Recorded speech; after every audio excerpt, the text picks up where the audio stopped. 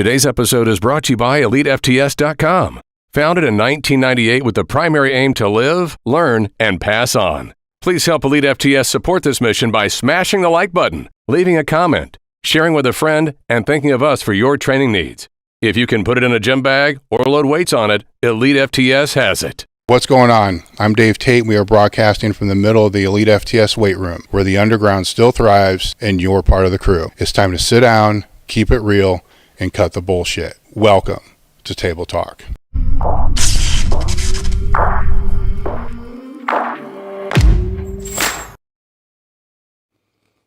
What's up, guys? We're back with another episode of Table Talk. Today, my guest is Micah Marino. There you go.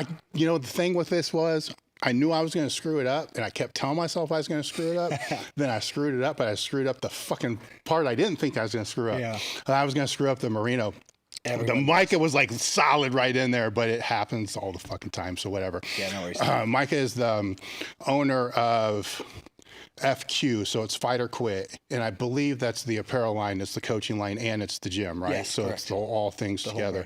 Been competing since 2007, I believe, and have competed in every discipline. Yeah. You know, it's unlimited is in there, but I think it was a slingshot thing that you did. Yeah. Which we can talk about that later if it pops up. Yeah. Throughout the almost 40 competitions that you've been in, a couple all-time world records fell in there. Mm-hmm. You've been in the sport from the capacity of, you know, basically a teenage lifter to an advanced lifter to a pro lifter. Also from the meet director side, you know, judging side, you've covered every area that there is to cover in the sport, with the exception of like owning a federation. Yeah. Right. Which you're involved in, you know, you don't own it, but you're involved in a little bit higher level. Yeah. And some of the feds now as well, which my advice would be don't ever own one, just to help, you know, with those. Right. So there's a lot of stuff to talk about. Yeah. Well, let's go back and go through how you got into powerlifting, you know, in briefly, because the other podcasts that you've been on, if people have been following you, the story's been told, you know, so let's just summarize it so we can get onto some other things. Yeah. So you get into the sport, or how do you get into the sport? You're playing football. Was the powerlifting before football? That was the one thing I wasn't able to figure out. Yes. All right, so the powerlifting was before. How did the powerlifting become introduced to you then? My dad did it. And how? He competed. He had like a little small gym in the basement. So as a kid, I'd always see it. I'm always around it. And I got into lifting just because of sports. My dad always had me in sports, so always lifting weights. And then I did a meet as a teenager, liked it, then I was a very competitive hockey player too, as I was younger, from like 6 to maybe 12, 13. Then I got into football. I started playing football in junior high school at 7th grade, and I still powerlifted in between because it kept me strong for football. Mm-hmm. So that's kind of how I got in real easy, is I just followed my dad's footsteps, and I saw him do it, and that was when the big beards and all that was crazy. Now I kind of have them myself, but that's kind of how I got into as a kid, just always being around. Also, I don't know if you probably know Jeff Lewis. Yeah. So his coach way back was my best friend's dad, and they trained. I don't know if it was his coach. I think it was his training partner, Kurt Richardson. They trained in the basement, and they had this monolift, all this crazy stuff. So also that's what I saw. He actually was the one who got me to do my first USAPL meet back when I was a teenager. So that's, how old were you when you did that? Man, I think I want to say like 16. I would have to look on Open Powerlifting, but it was in 07, so I was born in 1990, so I was like 17. I think that's when I did my first official meet. I always did, like, if First Form or if any of these, like, gyms had, like, bench things or whatever, I always tried to jump in those for fun, because I always just loved lifting weights. And actually, my favorite lift was bench growing up, because that's what my dad did, and he was good at it. So we didn't train deadlift for football. We actually tried to introduce it to our programming, because that's what I did. You know, it was just a hand cleaning and stuff like that. So that's kind of how I got into it. Jeff Lewis, who at the time I think was the first person to squat like, I think it was like 1,100 or 1,200, something like that, multi-ply. So I watched him do it as a kid. You know, it was crazy. at that time, was powerlifting more important than in your brain, right? Because it's all important. Because as a kid, it's all important. But was it still more important than hockey and football, or was it a means to be better at hockey or football? Hockey was kind of a thing that I was just super, super good at, and I traveled the country. I never really had that like childhood life because of sports. So at the time, I wouldn't say that powerlifting was like, I wasn't really like, I mean, I was still decently at it, but I wasn't where I thought I was going to be. Football, I actually did an article my sophomore year, and they asked me the questions because I was state record holder of powerlifting in USAPL, and they asked me, what do you like better? And I was like, well, at this point in my football career, I was like, football is what I want to do. I was very good, trying to go to college and stuff like that. For football, I played running back, ran a 4.4, ran track. So it was kind of like I fell into football. I fell in love with football. Powerlifting was just there to keep doing. And then I just came back to powerlifting. But hockey was roller hockey, right? Yeah, I didn't play ice. No, we couldn't afford it. So I played roller hockey. Now with the roller hockey, that bled into the football, right? Yeah. If I remember correctly, you were traveling a lot with the roller hockey. Mm-hmm. Actually, your team made it on a Wheaties box. Yeah, yeah. Right. So there's a lot of things coming back to you like, this is fucking awesome. Yeah. Right. What was the pull that football had that was over that? Man, I think just like, I don't know. I was a running back scoring touchdowns. I'm a like super selfish and super like love being center of attention kind of guy. So going into like my 7th grade year, I was okay at football. And then when 8th grade hit, it was like, I went from like wide receiver to running back, and it just like clicked. My 40 started getting good. I started running track. I was still strong. I was the strongest kid on the football team, so I had that like bragging rights, but I just got really good at football really fast. And we went undefeated 7th grade, 8th grade, even our freshman year. They asked me to play varsity on my freshman year, but I was like, you guys are not good.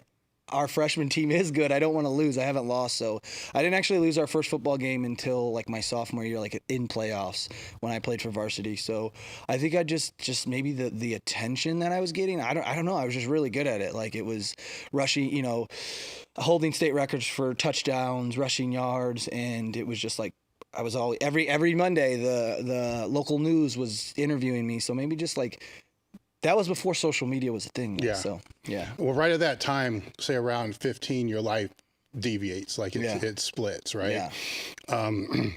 So then football's not part of your life, but powerlifting still is. How did powerlifting still stay part? So, I mean, I powerlifted through high school. So actually my coaches for football would tell me like, hey, in the off season, summertime, let's have you still do powerlifting meets so you could stay strong, get stronger, bones get better, whatever. So that's what I did. And then, some things happened going into my senior year where I didn't actually get to play football. So I had offers to a lot of pretty decent schools, and I got some trouble. I was a horrible kid. I mean, to rewind, I was living on my own at 15, mm-hmm. Living in my car, living in friends' houses, working 3-2 jobs just to try to go to school, make money. I loved my body so much that I had to eat. So, and at the time, everyone in my city was like partying on drugs. Like, I've had so many friends overdose on heroin. Even my younger brother died on heroin. We can get into that later. But, I think just continuing, after I lost it all, I went from like, my junior year thinking, all right, I'm that kid that's going to go to college for free. I'm going to have fun. Everything's going to be easy in life, and potentially maybe could go to the NFL, but I didn't really think that, but that's what people were telling me. I didn't think I was that good, but I'm a kid, so people are telling me that, so I'm going to believe it. And then when I lost it all I had was the gym, and I just kept training and training and training. Then I just did a meet and qualified for, some big meets. Then I got popped. It got even worse. My life even got worse. I got popped in USAPL at USAPL Nationals. So then I was actually sponsored by First Form. I was one of their first athletes. Went to Nationals. They helped me out. I ended up getting popped. just making stupid decisions. I think I was like 18, 19 maybe. I can't remember. I'd have to look it up on powerlifting. Got popped. Then that's when I got invited to the Olympia. And I was like one of the youngest kids to get invited. And you probably know the guy, Al Caslow. He was like what everybody was talking about, world record holder. And I was kind of on the come up. I had just pulled like 705 at 165 in single ply. And then I got invited to the Olympia, and a week before is when my brother died, and I almost didn't go. He loved powerlifting. I actually tried to get him like to do powerlifting to get off of heroin. Like, I mean, I even tried to like give him supplements. Like, dude, get addicted to this because it's not going to kill you. Like, you know, super supplements. And he was doing really well. And I got a phone call from my dad. Like, literally, we were leaving on a Wednesday. I got a call on Friday morning and telling me that, you know, he was found in a gas station bathroom with a syringe in his arm. And so I almost didn't go. And I think because of me going changed. I think that moment I lost to Al Caslow. I tried to I pulled 672 on a second attempt. And then my coach at the time, a guy named Putt Houston out in Missouri, said, hey, do you want to just like try to pull 705 in PR, or do you want to try to win? And I'm young. I had no idea what was going to go on the bar. I was like, I mean, I didn't come here to lose. So he put 755 on the bar. At the time, 672 was a PR. Somehow I managed to pull it, but I like had downward motion. And at the time, that was like the third or the fourth biggest deadlift at 181 behind like Ed Cohn, Gene Bell, Mike Bridges. And all I remember is I didn't get it. I started crying, whatever. Al Caslow was like, dude, I didn't even know who you were. Like, you're so good. Like, be patient, And then Ed Cohn was there, and he came up to me, and I'm young. I didn't know who Ed Cohn was. There was no social media. All they had was a Powerlifting Watch. You remember that? And he was like, man, you're so good. And he actually walked away from me. And then my dad was like, do you know who that is? I was like, I don't know. He's a monster. He just looked huge. And he's like, that's literally like the Michael Jordan of powerlifting. I'm like, dude, why didn't you tell me that? So then I went back, introduced myself, and he actually helped me for my next couple meets to break the all-time world record, which took me multiple years to do it because I just chased numbers. And I would always compete in local meets and destroy everyone and then break, you know, all-time world records or you know, national records, federation world records, which those don't to me really matter, you know. And then I'd always lose to Al Caslow because he was so good at picking attempts. And I chased an 800-pound deadlift for literally like 4 years. And then finally I pulled 795, which at the time was the all-time world record. That was when that switched. That was like 2015 when Raw was just getting introduced. And I think that's kind of what got me a lot of exposure on Instagram because everyone was making fun of me. What are you wearing? What are you wearing? I'm like, dude, I just broke a world record. Like, what the hell? So... What are you wearing? Just what? Because you were in single ply? Yeah, like, dude, it got so many, like, I didn't even get to post it. Someone posted it on Facebook before I did, and it just went crazy. Like, that's when Instagram was still the 15 seconds, and it went everywhere. I think I gained like 10,000 followers in like a week, but it was more like negativity. It wasn't like, there was still, you know, the OGs and the good people who know what it is to break a world record, but there was like those new raw generation people, the guys that we like made fun of because they couldn't figure out a deadlift suit or a squat suit, you know what I mean? It flipped. Yeah, so it just flipped, and that's when I was like, well, I'll do a raw meet. Like, what do I have to lose, you know? And then I bombed out of that meet, so. Going back to when you're 15, it would have been easy to go down, because everybody you're around's in trouble doing drugs and all that other kind of shit, and you're around them too. Yeah. But you're powerlifting. So what about the powerlifting kept you in the powerlifting, or what about the training kept you in the training when the peer pressure, the pull had to be hard going the other direction? You're an outlier in the group that you're in, right? Yeah. So there had to be some pull that you loved that more than drinking and partying with all those other people. Yeah, I mean, I asked myself that question still to this day. Like, what made me so different? And you know, it's funny because people made fun of me. You're obsessed. You're obsessed with your body. You're obsessed with pictures. You're obsessed with training. You don't want to hang out. You know, you don't want to go out or anything. And I think that's what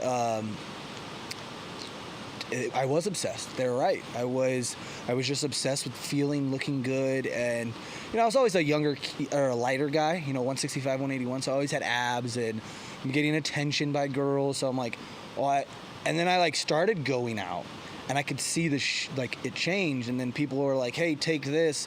Let's do Molly." And I'm just like, "Man, I'll drink. I'm okay. Mm-hmm. You guys can." And I got to train tomorrow, dude. I got to train tomorrow. I just kept saying that, and to this day now, all my friends are either in jail or dead, or I can't even count on one hand who's still around, in my circle growing up as a kid. I can't even So what were the things that validated your decision then? Because the girls are one thing. Yeah. You can say the meets, but they're not that often. Yeah.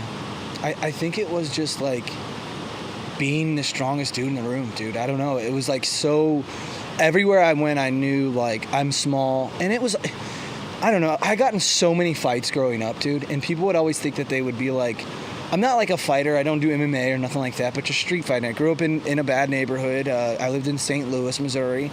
So always, going to parties and people testing me because I'm the 5'5" dude, but I heard he benches 400. So I think just doing that, and also my brothers picked on me a lot too. So I'm I kept training to one day I'm gonna beat your guys' asses, because I was the youngest, besides my younger brother who passed away, but he was my stepbrother. But honestly, man, I think it was just an obsession. It was something that, it was an addiction. It was addiction like people are addicted to heroin or meth or crack or whatever. And I'm still addicted to this day. It led me into where I'm at right now with owning a gym and helping other kids who, I grew up poor. And I had no clue how good I was going to be, and I just kept doing it, and I loved it. There was no, I ask this question all the time, why didn't you go to the party? Why didn't you try heroin? Why didn't you? Because dude, it was in my face. We'd be sitting at a table like this, and there'd be heroin, cocaine, Molly, just sitting on the table, and I'm like, man, I'm not into it. I got to go to the gym tomorrow. I got to train. I got to be the strongest dude in the room. That's what I took pride in, as being the strongest dude. When I left the gym, every time I'd be at the gym 3, 4, 5 hours, and I'm living in, I feel like on cloud 9, nothing can take away. Yeah, walking into a gym like this, I would have lost it at 15, 16. We're talking about 24-hour fitness. Walking in, everyone looking at me, and it was just so cool. And then, leaving, I'm like, what am I doing with my life? I love this, and I just have to, I wanted to be a trainer. I wanted to do this. I ended up being a janitor at a freaking Gold's Gym because I couldn't pass the NASM test to be a trainer, dude. But I'm like, I could school you guys on training, but I have, dyslexic, I'm ADD. I have a really hard time reading. So I couldn't pass the test, dude. So I couldn't even get a personal training certification, This is going to be a fucked up question, but I love it. It's going through my head. If you were drug-free at the time, do you think that you would have made different decisions? I'm talking anabolics. Because you started young. Yeah, I was on and off from 15 to now, and I'm 32. So I don't know. I've never thought about that. I feel like if I could go back, I would have I would have chose to be drug-free. Just because I think maybe that's why I'm always so hurt. But also the USAPL and the IPF and all that stuff was so cool, dude. The way they do things and seeing how far I would have gone. But do I think I would have made different decisions? I can't answer that because as far as being a kid, I was on drugs. I don't do I think I would have still been obsessed with it? And here's the thing. I think I did a meet. It wasn't a meet. It was a bench thing at a gym. And I think I was 15. I benched, it was touch and go, but I still benched 315. And that was when I was natural. And then I think that summer is when those little pink D-ball pills, I don't know, with the little girl on them, that's when I got handed those two.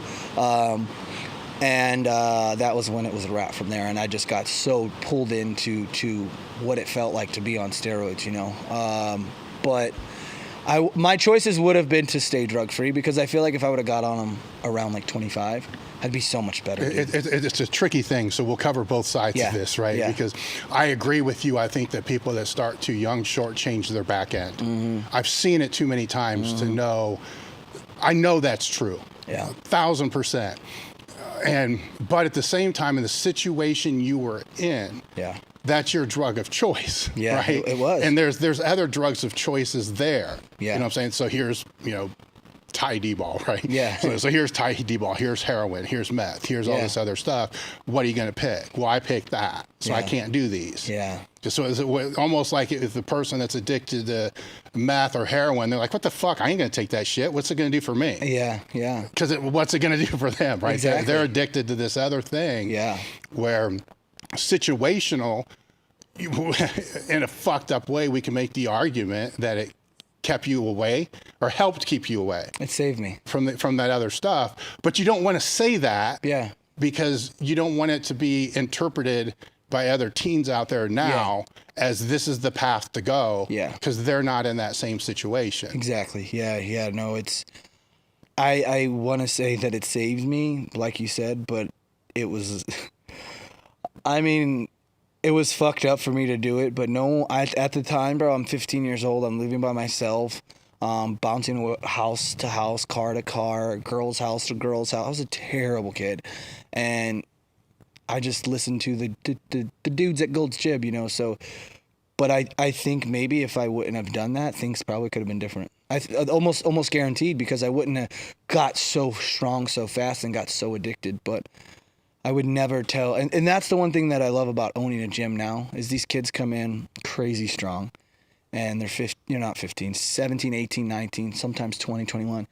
They're natty and they're asking me, hey, like, I've heard podcasts you got on steroids. I want to do it. And it's always just like, for me, like, dude, just wait. Like, you'll have your time. Like, I know I could have been so much better if I would have started like at 25, but would my life have been different? Would I been in college or would I been? I don't know. That's the crazy thing is I probably wouldn't be where I am today without that addiction. In the most fucked up way. I know it's just fucked up. Yeah, I get it. If right? you think about it, it's super but with fucked up. everybody that I've talked to that started at that age, the story's always the same. Yeah. It's like, had I had 4 more years past where I'm at, and not been as fucked up, with the accumulated damage of all the other stuff, then where could it be? Yeah. And you don't, that's an unanswerable question, but it is answerable if you're advising, some other kid, right? Yeah. So if it's a kid that's in a situation where they're around heroin and all this other shit, and this could be the one thing that helps get there away from all that, but in the gym and everything else clean, it's the lesser of two evils. Yeah, for sure. That's literally what I did with my brother. I was injecting him with tests, bro. And I was like, bro, let's get you addicted to this. Like, I know, like, you could take as much as you want, bro, and you're not going to die. You're not going to die. He put up like 20 pounds and he loved it. And, but he just fell back. So, but I do think that even if I would have stayed natty and I still stayed in the powerlifting scene, I don't think that I would have be in the position that I am, where I own a gym, own a brand, because I think my career would have lasted longer and I probably would have been more selfish and focused just on my powerlifting instead of, because dude, there was times where I got hurt for 5 years, double knee surgery. I was out for 5 years. I couldn't compete. All I did was bench. And what did I do? I love powerlifting so much. I started coaching, and that's what like got me into the career of coaching. And then it fell into owning a brand, and then it fell into we opened a gym. Yeah, I can see that. So I think it would have been different, because I would have been just selfish. You know how powerlifters are.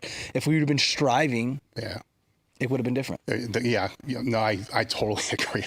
That's another fucked up layer with this whole thing. When you look back on things, it's like, well, shit, then maybe your business doesn't start until ever, or 5-6 years later, and then you miss the bubble, because timing's always involved with things like that. It was literally like going from breaking I think I broke like 3 world records in a row at the time. And that was like crazy on social media. So my social media is blowing up, sponsored by companies. I won't say, but then I got hurt and I lost like getting money from sponsorships.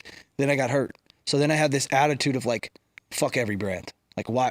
I'm hurt. I was somebody and now I'm a nobody. It brought me back to losing all my scholarships and losing everything. And now I'm like, oh my God, now I'm an adult and I lost everything again. Like, why? It was almost like why don't people accept me for just me being who I am? I have to be good at something to be accepted. So I'm like, I'm going to start coaching, make my own money. And I'm never going to work with a brand again. Like, why why do that? But that's just the way it is. Like if you suck and you can't do it, why would I give you my money? Well, you're on the other side now, so you see it from a different perspective. Yeah, I do. I totally do now. So at the time, I'm like, fuck these brands. Like, why would they treat me like this? I'm even on contracts, and they're figuring out. I'm a kid, so they're figuring out how to avoid them. But it's like if LeBron James got hurt right now, you know what I mean? Like, I mean, that's a different story, but still. So I get it, and but I still was like, I need to do something to where this could never happen again, and put myself in a situation where I'm like, this is how I'm making my money, you know, and I'm hurt because you know how it is. Powerlifting, dude, I could get hurt walking out of here, you know what I mean? And be out for a year or forever. Or more. Yeah. At what point did you stop fucking around and take it serious? Powerlifting? Yeah. I mean, like I said, I can't remember what date it was, but when I went to the Olympia, it's funny because I was an ass. I wore a pink Super Katana squat suit. It was all pink. That was what I wore. I was just an ass. And that was when I competed against Al Caslow, and he's just like, oh my God. But anyways, I think after that one, when I realized, oh shit, like Ed Cohn came up to me and told me like, hey, you could break the world record. You could be the next guy to deadlift 800 pounds at 181 and break a world record that he had. Now I know Eddie didn't wear gear. So he pulled 793 raw, but it was in the gear division because they didn't have raw, you know? So, and he always gave me trouble because after I broke it, he was like, I helped you for that, but I did it raw. I'm like, dude, I know you're so much better than me. Like, I'm literally like that. But he did it in every weight class, and he's just the man, you know. So, but he helped me, and that was the cool thing is that he took his time out. He lived in Chicago. I lived in Missouri. I had the dude's number. Like I had Michael Jordan's phone number, texting me, sending him videos, telling me like, hey, you know, It's funny because cues that Ed Cohn would tell me are these cues that are now like coming up in the powerlifting world. I'm like, dude, I've been hearing these cues for fucking like brace, and back then it was just big air, and now it's brace, and you know, learn how to like tuck your pelvis and little things like this that Ed taught me as a kid, you know, 18, 19 years old. So I think after that Olympia, I turned around and did another meet. I got a sponsorship. They brought me back to IPL Worlds. I won that, best lifter, and then I just kept doing meets, dude. Then I got into Multi-ply. And that was fun. I only did a few Multi-ply meets. I just, for some reason, couldn't figure the deadlift out. I pulled single ply, but I competed Multi-ply. So I kind of did both. Like, I think I had at one time the, like, third highest total Multi-ply under, like, or maybe it was top 5. I can't remember total-wise. I think I did 2,200. It could have been a little less. I'd have to look on Open Powerlifting. I think it was like 2,190 something crazy or something, whatever. But at the time, the world record was 2,300 by Michael Cartin or whatever, I think his name. He trained with Cartinian. Yeah. So he had a 2,300 pound total. Al Caslow was up there. I think I knocked him off. And then on the single ply division, I was behind. You had Gene Bell at 2,100. Then you had Mike Bridges. Then you had Ed Cohn. I was the fourth guy. So these were records that were set in like 25 years ago. So I was that kid coming up, but I could deadlift. So that's when I looked at the list. I'm like, dude, this is the world. Like, this isn't just my state anymore, dude. So that's when I was like, all right, you know, let's take this serious. And I was fortunate enough to, you know, work in gyms, and then I started selling cars, so I was making good money. But then I realized my training started to suffer. I mean, there were times where I'm making 10, 15 grand a month selling cars, hating my life because I can't train. So I quit. And moved to Las Vegas. The day I moved to, this was when I broke in 2015, or it was 2016, January. I did the LA Fit Expo. It was my first sleeved meet ever raw. I broke the all-time world record total at 165 and the all-time world record full power meet deadlift. And that was in Cali. I flew to Cali, and then I was driving to Las Vegas to move there and start my powerlifting career. That was when I got hurt. I got hurt, busted my knee open. I didn't compete for 5 years, but I could have easily just moved back home, started selling cars again. I was like, fuck it. I committed. Like, I'll be better. I'll do what I have to do. I'll get the surgeries. Then I drove to Vegas, and I just, my social media started blowing up from the world records. People were hitting me up for coaching, and I was just like, I knew at the time there was, what is online coaching? It wasn't even a thing. So I start utilizing what I learned in selling cars. Like I was the guy, if I sold a car with you, me and you were going to take a picture, buy my car, and I'm posting it on Facebook. So I started doing that with my clients. I was like, everyone knew I was strong, but that's different. I can get strong, but can I get the average lifter or someone who's never lifted before, put 100 pounds on their total, or someone who's been good, put some weight on their total. So I started posting them like I did with the car sales. And there was no online coaches. So it was so easy on social media. Now it's way harder, you know? So, but I was able to, I moved to Vegas. I was able to literally live off of just coaching. Was I happy? Probably not. Cause I'm like, bro, I moved here for living that life of like, at the time I'm like thinking, man, I'm Vegas. I'm going to be in Cali. Like I'm from the Midwest. I'm not used to this. So I thought like I was going to be like a celebrity, you know, like my Instagram's blowing up. People are going through my DMs and I'm like, yeah, I'm going to go do more world. I'm going to go up to 181. I'm going to eventually go up to 198 and I'm just going to clear out the raw world records because at the time they weren't what they are today, you know, and it was so new. There was no one doing it. So I was like, let me slide in. And then I was out for 5 years, man. What was the injury? So in football, my knees destroying, tearing up. So over time, I guess I attempted 761 at the LA Fit Expo at 165. I had pulled 728 on a second raw, which was the all-time world record in full power. Some kid in Russia pulled 760 like a week before my meet. So I'm like, fuck. So I tried to chip it and I like hyperextended my knee. It felt funny. I was doing a photo shoot with a company the next week in LA. So I did that like limping on crutches. And then I went and I just like tried to wait it out. I was in that mental stage of like, I'm not hurt. I'll be okay. And then I was like, well, I'll switch to conventional, but they went in and did, the doctor did an MRI and he was like, oh, you just tore your meniscus. I was like, oh, wow, that's not even that bad. Like, let's get it done. Dude, he went in and, I wake up and he's like, hey man, it wasn't just your meniscus. You don't even have a meniscus no more. He was like, you were so bad. Your cartilage was so bad. They did, they took out my meniscus and then they did, a microfracture surgery. They shaved he said my bone on my knee was so bad. It looked like, when you go golfing and you hit the grass and like the chips come out of the grass. He said there was so many chips in my knee, which is why it always hurts. So they just shaved the bone down. And then they drilled some holes in it for the microfracture, I guess to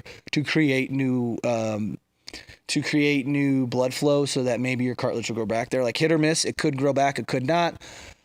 And then that was the last time I talked to the doctor and he was like, no weight bearing for 12 weeks. I have a picture. It's on my Instagram of my leg, my arm being bigger than my leg. Like my leg was this big because the doctor told me not to do no rehab. Like I literally sat there for 12 weeks, no nothing. It took like a year for me to even get like any range of motion. So I finally, and he was like, powerlifting? No. Like, we're just trying to make you to walk upstairs without pain, you know? And if you still see me walk, I walk a little funny, you know? Because it's just when my knees bent because I'm still bone on bone. So long story short, man, I ended up getting better. And then that's when this meet came out called the US Open, the Kern. That was the first year. So I was getting better and they started sending out invites and I'm like, hey, like I'm the champ right now. No one has beat me. And this is the first money meet that they're giving out $40,000. So I'm like, this makes the perfect story. But I'm not 100%. So I made the decision of saying, fuck it. And I'm going to push and I'm going to try my best to make it. I got strong. I was in the best shape of my life. Everything was going amazing, dude. Like I think I was roughly like 4 or 5 weeks out and I was going against head to head versus the guy who I took the world record from, a kid named Ross Petkoff. I don't know if you heard of him. Amazing lifter. He lived in Las Vegas too, which we were supposed to go head to head at the LA Fit Expo. But he got hurt. He cut his hand a week out, so he couldn't do the meet. So now here we are, both living in Las Vegas. He trained across town, I trained across town, and we were going to go head to head at the US Open. I end up hurting my other knee 4 weeks out, same injury. I pulled 806 off blocks. super excited. I was like, dude, no, everyone told me that I would never be able to powerlift again. Here I am. I deadlifted 795 in single ply at 181. Now I did it raw at 180 or 165. I mean, I was like 175, but I competed, you know. And I was like, I was so happy. And that night I went home and I like took my foot out of the bed and I put it down. I immediately knew it was the same exact injury. I knew right away. And I'm like, how did this happen? I was fine. Nothing happened in the injury. There was no big pop or nothing. I'm like, what the fuck happened? So then I go to another doctor because I didn't like the guy I saw. Because everyone I talked to, Squat University, they're like, he should have had you doing weight bearing right away, dude, right away. Because you're an athlete. Your body will adapt faster and it will heal way faster. So then I got really, really down, bro. Like I was still coaching people and no one knew it. I was fake as fuck online. I just kind of did the thing where like, hey, you know, this is maybe it's just not meant to be for powerlifting, but right now I'm here for the athletes and here to help people get stronger. So I just said, fuck it, bro. I dealt with the pain for like a year. Didn't see a doctor. I was like, I'll just bench. I ended up getting my bench up to 500 because I was like, whatever. Yeah. And it kind of sucked. And then I ended up like saying, man, like I want to powerlift again. So I was like, fuck it. I didn't have insurance because I worked for myself. So I'm like, what am I going to do, bro? I'm not a million. I don't have the money to do this. So I tried to somehow get insurance, which I ended up getting insurance. Then I went through the process of getting my knee fixed again.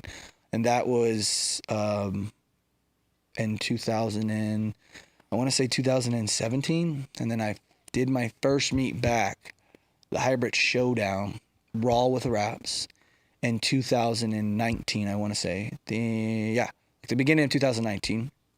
And I went 1800 at 181 in wraps.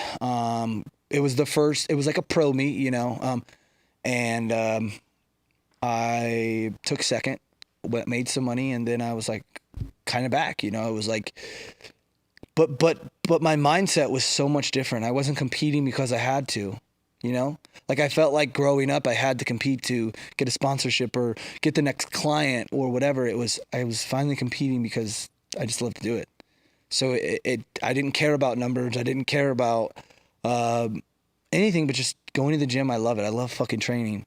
And then what do? I get back into my head and I start getting stronger again. I don't do a meet for the whole year. I do the same meet that I did, the hybrid showdown in 2020. And I'm like, I'm winning it. I'm like, this would be the perfect story again. Here I am again, fighting my I don't want to say fighting my addiction because it was never an issue. But here I am again, coming back to powerlifting. I did better. I put on 80 more pounds on my total. I ended up getting third, but I chased that 800-pound deadlift again and went from 750 on a second to 800 and missed. And then after that, I did the US Open. Then my total started going backwards. You know how it gets when you do good, you chase these numbers, and then it starts. You've seen it with so many athletes.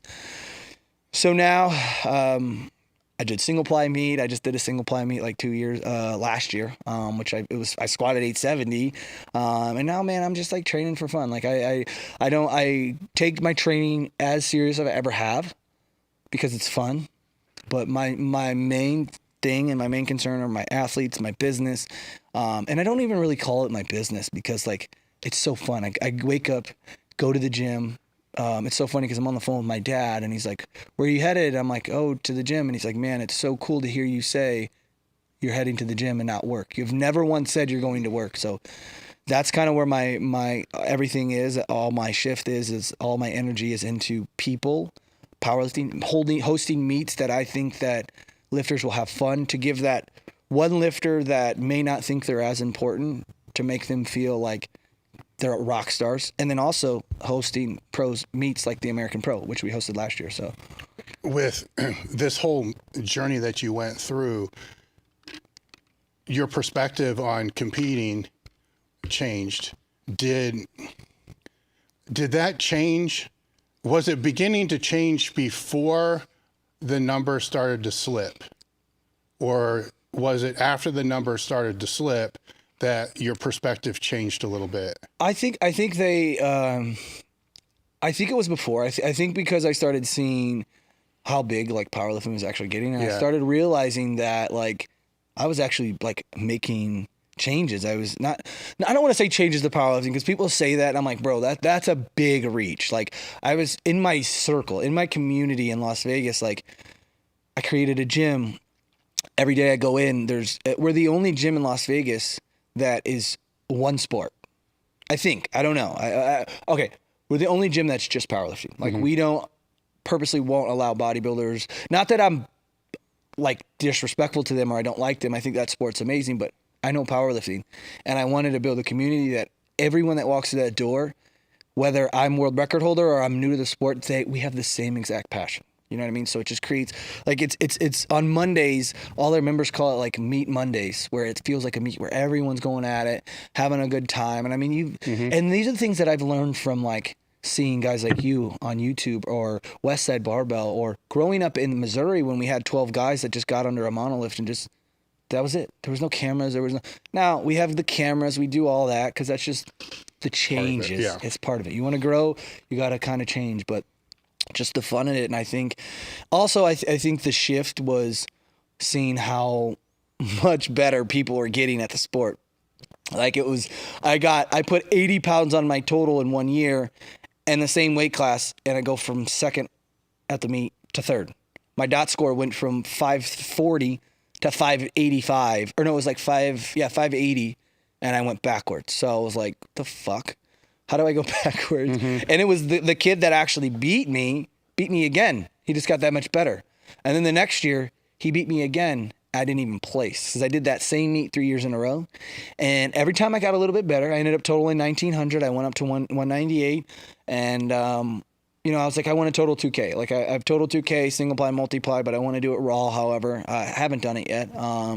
Will I ever do it? I don't know. I don't really care. I mean, it would be awesome, but like, it's not like the end of the world if I don't. But just seeing the lifters get so much better, I think maybe I had to accept the fact of like I'm not that guy anymore, but I'm in a better situation. Well, it's a priority shift where if your work is in the same field, you know, is powerlifting. Yeah. So for a large part of your life, powerlifting was definitely first. Yeah. And then the other things were second and third. And however, if it's in there, then you try to balance, which I don't believe in, but you try to balance, whatever's in there, but something's always top priority. Yeah. So when it's that top priority, it's like, okay, fucking Monday, squat day, whatever. It's that Tuesday starts, like fucking next Friday, squat, whatever it is, it's always that main focus. Yeah. Just going from that being that main focus to being like the second focus. Yeah. Like now the first focus it is, you know what, if I need to focus on the business, because if we don't have revenue, I don't live. Exactly. Right? Where when that's flipped the other way around, you don't give a fuck if you live or not. You'll figure it out. You'll figure out how to pay the bills to be able to squat all this time. That one little change substantially changes the business. Yeah. Right? Because now all of a sudden, Monday's still squat day, but there's this other shit I need to get done on Monday. So either I need to squat earlier, you know, to get the shit done later, or I got to push the squat later to get this other. The whole way you look at things changes, because now you get, and family could go in there. It changes to put in there. And without that slight change, your business doesn't do what it does. Exactly. You know, clients don't do what they do. The American Pro doesn't happen. These things don't happen because now they all never go to first. Yeah. Everything always moves from first. You know what I'm saying? If you're doing a lot of things, they're not specifically 1, 2, 3. You know, things change priority all the time. Yeah. But when you're in that fucking mindset that you're in, and that a lot of us have been in, there's that, and then everything else. And then it makes it really hard to really excel at any of those other things. Yeah. Even if you get fucking hurt. Yeah. Like all those other things are just a temporary placeholder for when it gets better. To be able to go back. Or save money to be able to go back. Yeah. It's for me, I feel like my number one thing is powerlifting, but it's just not my powerlifting. You know, it's what I can do for the sport itself. And again, I'm not one of those people that are like, hey, I'm the one making changes. I'm like, I'm making changes for my events.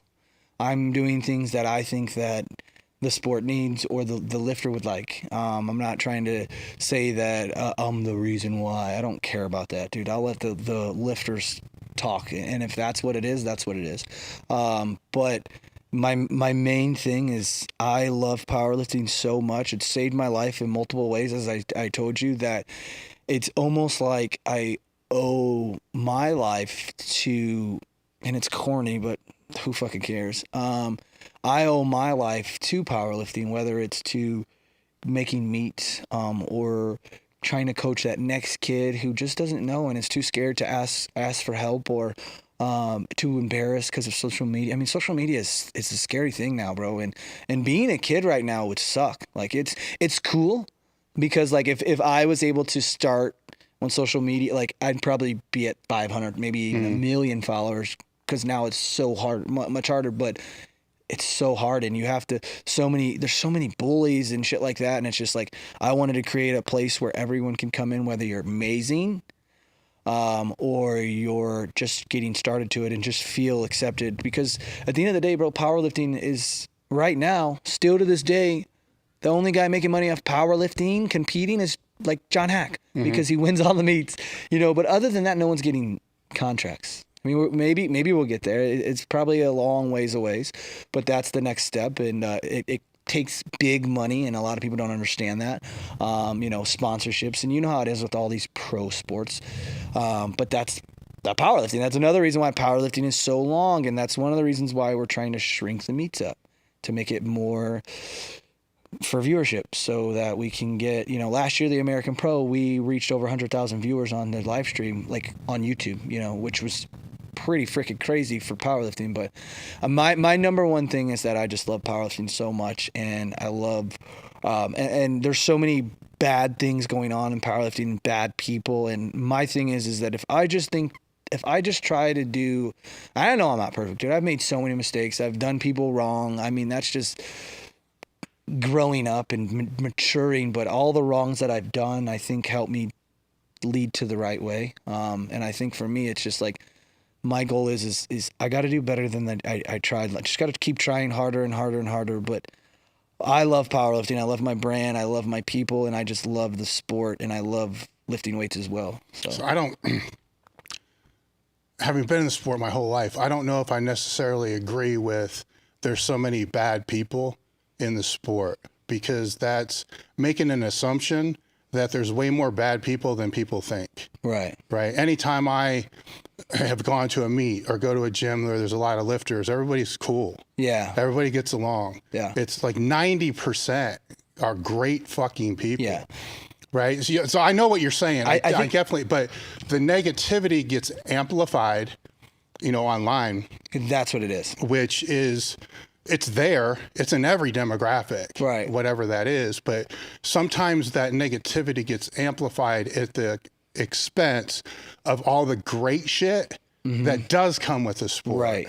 And there's way more of that for sure than the negative shit. So I try to push back whenever I hear that, just as a reminder, to the people, because I don't pay attention to any of this shit anymore at all, because I pay attention to all the really cool things. Yeah. I mean, it changed your life. It changed my life. How many people do we know that it completely fucking changed their life? And then not just theirs, but everybody you've come in contact with. Yeah. All them as well. Yeah. So. Yeah, no, it's good hearing you say that, because I'm someone that I could do 100 things right and make one mistake, and I focus on that mistake. Well, you kind of have to, because you have a business. Yeah. But you got to. Yeah. I think for more, like you said, every powerlifting that I went to, there was powerlifting meet, there was never where I'm like, man, that guy's an ass. Like, there was never that. It's more just like the social media stuff, like the comments, but you're right. You got to, you can't pay attention to that. But for me, it's kind of hard, because running meets, like, it's like, I've heard this by a lot of people that like associate with me and do business with me.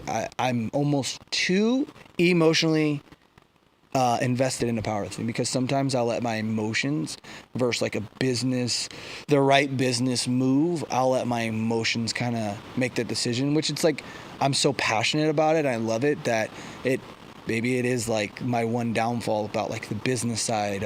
Because again, I don't really look at it as a business, but I have to, because I want to do better, and I want to, keep this going, because like you said, if if we don't make revenue, there is no fucking gym. There is no nothing, you know. That's easy though, because if you really love it, then you'll learn to be able to take 2 steps back and to look at it from different perspectives, because it's the only way you'll have longevity. Right. Like emotional decisions are going to put you out way fast. You know this just from growing up as a fucking kid. Like emotional decisions get somebody punched in the face way fucking faster than the person that was me. than the person that just takes a step back and thinks about it. But the people that are the most successful are the ones that take the step back and think about it and let everybody else just punch each other in the face. Yeah. It's kind of like our whole society right now, right? Yeah. You know, don't want to get into all that bullshit, but that's kind of the same type of thing. Yeah. Is it gives that different perspective that falls into there, but it's weird when you have a business in the sector, because you can't completely ignore the bad thing, because the bad thing most certainly can be a problem. It could affect your business like that. It could be a system that you don't have working right. You know, your fucking designs might be bleeding. You know, something may be happening that you just don't know because it's going out too fast. Yeah. But at the same time, it can just be a troll being a dickhead. Yeah. You know, so it's like, shit, what is this? Yeah. And that's one thing with my team is like, you know, with the American Pro, you know, I have a partner with it. Her name's Anna. She's the one that actually found the venue for it. And then we collabed on it together. But, you know, she'll try to remind me. She's like, bro, don't read that one comment. Like, read the 300 other comments that are good. And I'm just like, I just want everyone to be like, I want everyone to be happy about it. I want everyone to be excited about it. But, I mean, that's just life, bro. It's never going to happen. I would also remember that the silent majority don't comment. Yeah. Right? So there's a lot of other people that are really supportive and love what you're doing and love what you're doing with American Pro and all these other meets. Yeah. They're just not going to say anything. Yeah. That's just how and I can prove that. Like, how many times have you gone out of your way to tell somebody that they did a good job that just did a good job? Yeah. It's rare, right? Yeah. But if something's fucked up, you're gonna definitely say something's fucked up. Yeah. So you can't just look at the comments. Yeah. You can't just look at the likes. You got to look at the impact. Yeah. That's the most important thing is being like being at the American Pro, dude. And I've been in powerlifting since 2007, which is quite some time, and seeing what it was like at the American Pro, dude. Like, the venue was so cool. It was like an MMA event, dude. It was like crazy. And Danny Grisby, that was like something that I'll always remember. Him walking down the red carpet. And we're in this huge venue, dude. There's a Jumbotron, there's lights, big lights like you have all over the platform, VIP tables. It looks like you're at an MMA event, right? Not like one in Las Vegas, but like an amateur one. And, you know, we did like over 1,200 tickets, spectators, which is like insane for powerlifting. Like 200 is a lot. But 1,200, like, we hit cap at the venue we were at, and it was just mind-blowing. But seeing Danny walk down the red carpet, because he pulled 1075 world record, and then we loaded 500 kilos for a 4th attempt. And seeing him walk through the red carpet, I'm on the platform because I was emceeing, and I'm just freaking out. Like, I'm like a kid that's when that shift in my mind was like, I'm where I'm supposed to be. I shouldn't be the Danny Grisby pulling. I'm right here where I'm the guy who's back here helping put on something like this for that guy Danny Grisby and all those John Hacks and all those world record holders. But I do that for the local level lifters as well, you know. So, or at least me and my team, we try to. But seeing him walk down, and then all of a sudden we're on the mic, and he just looks up. And you know, when you go to concerts and you just see like lighters, it was everyone's flash, because the ball or the venue itself is pitch black. It's just the platform, so they don't even see the spectators. Everyone's got their phones out. He missed it, but he puts his hands up and he says to us, he came back and told me and Anna, and which Anna's the co-founder of the American Pro. He just hugs us and says, "Man, like this was, I felt like a movie star," and that was just like. This is Danny Grisby, like the best deadlifter, arguably. Well, on paper he is. In powerlifting, it was just like that. To me, that was like, I like wanted to cry. It was just one of those things where it was like, this is where I'm supposed to be, right here. Everybody I've talked to that did the American Pro says the same thing. Yeah. You know, so the question I would have for you is, having seen pro meets come and go. Yeah. Is what's the plan for sustainability? Exactly. That's kind of where the thing is we're at right now is you're right. We've seen so many pro meets come and go. But I think what people don't understand is that they're so expensive. And we don't make any money off these meets. So, you know, and they say we do. And it's funny because me and Anna are honest. Last year, we planned this event for a whole year, and we were surprised that we basically split I think maybe $1,500. But that's a year of planning, dude. Like, you know what I mean? Oh, yeah. And we were still excited for that. We thought we were going to lose 10 grand. Well, you're not in the red. Yeah. So we were like, all right, but that's the thing is you can't host these events and lose money every year, because then you can't grow it, because I'm not loaded. I'm not a millionaire. And even if I was, what business person would do it? You know, I don't care how much you love powerlifting. Like, you just can't lose money, because then you can't survive, you know. So that's the thing, is we always said is we'll do this event as long as we break even every time. But to get bigger, because people saw what last year was like, this year they expect better, you know. So the venue's bigger. We added a drug tested day, which I will say the drug tested day sold out faster than the wrap day.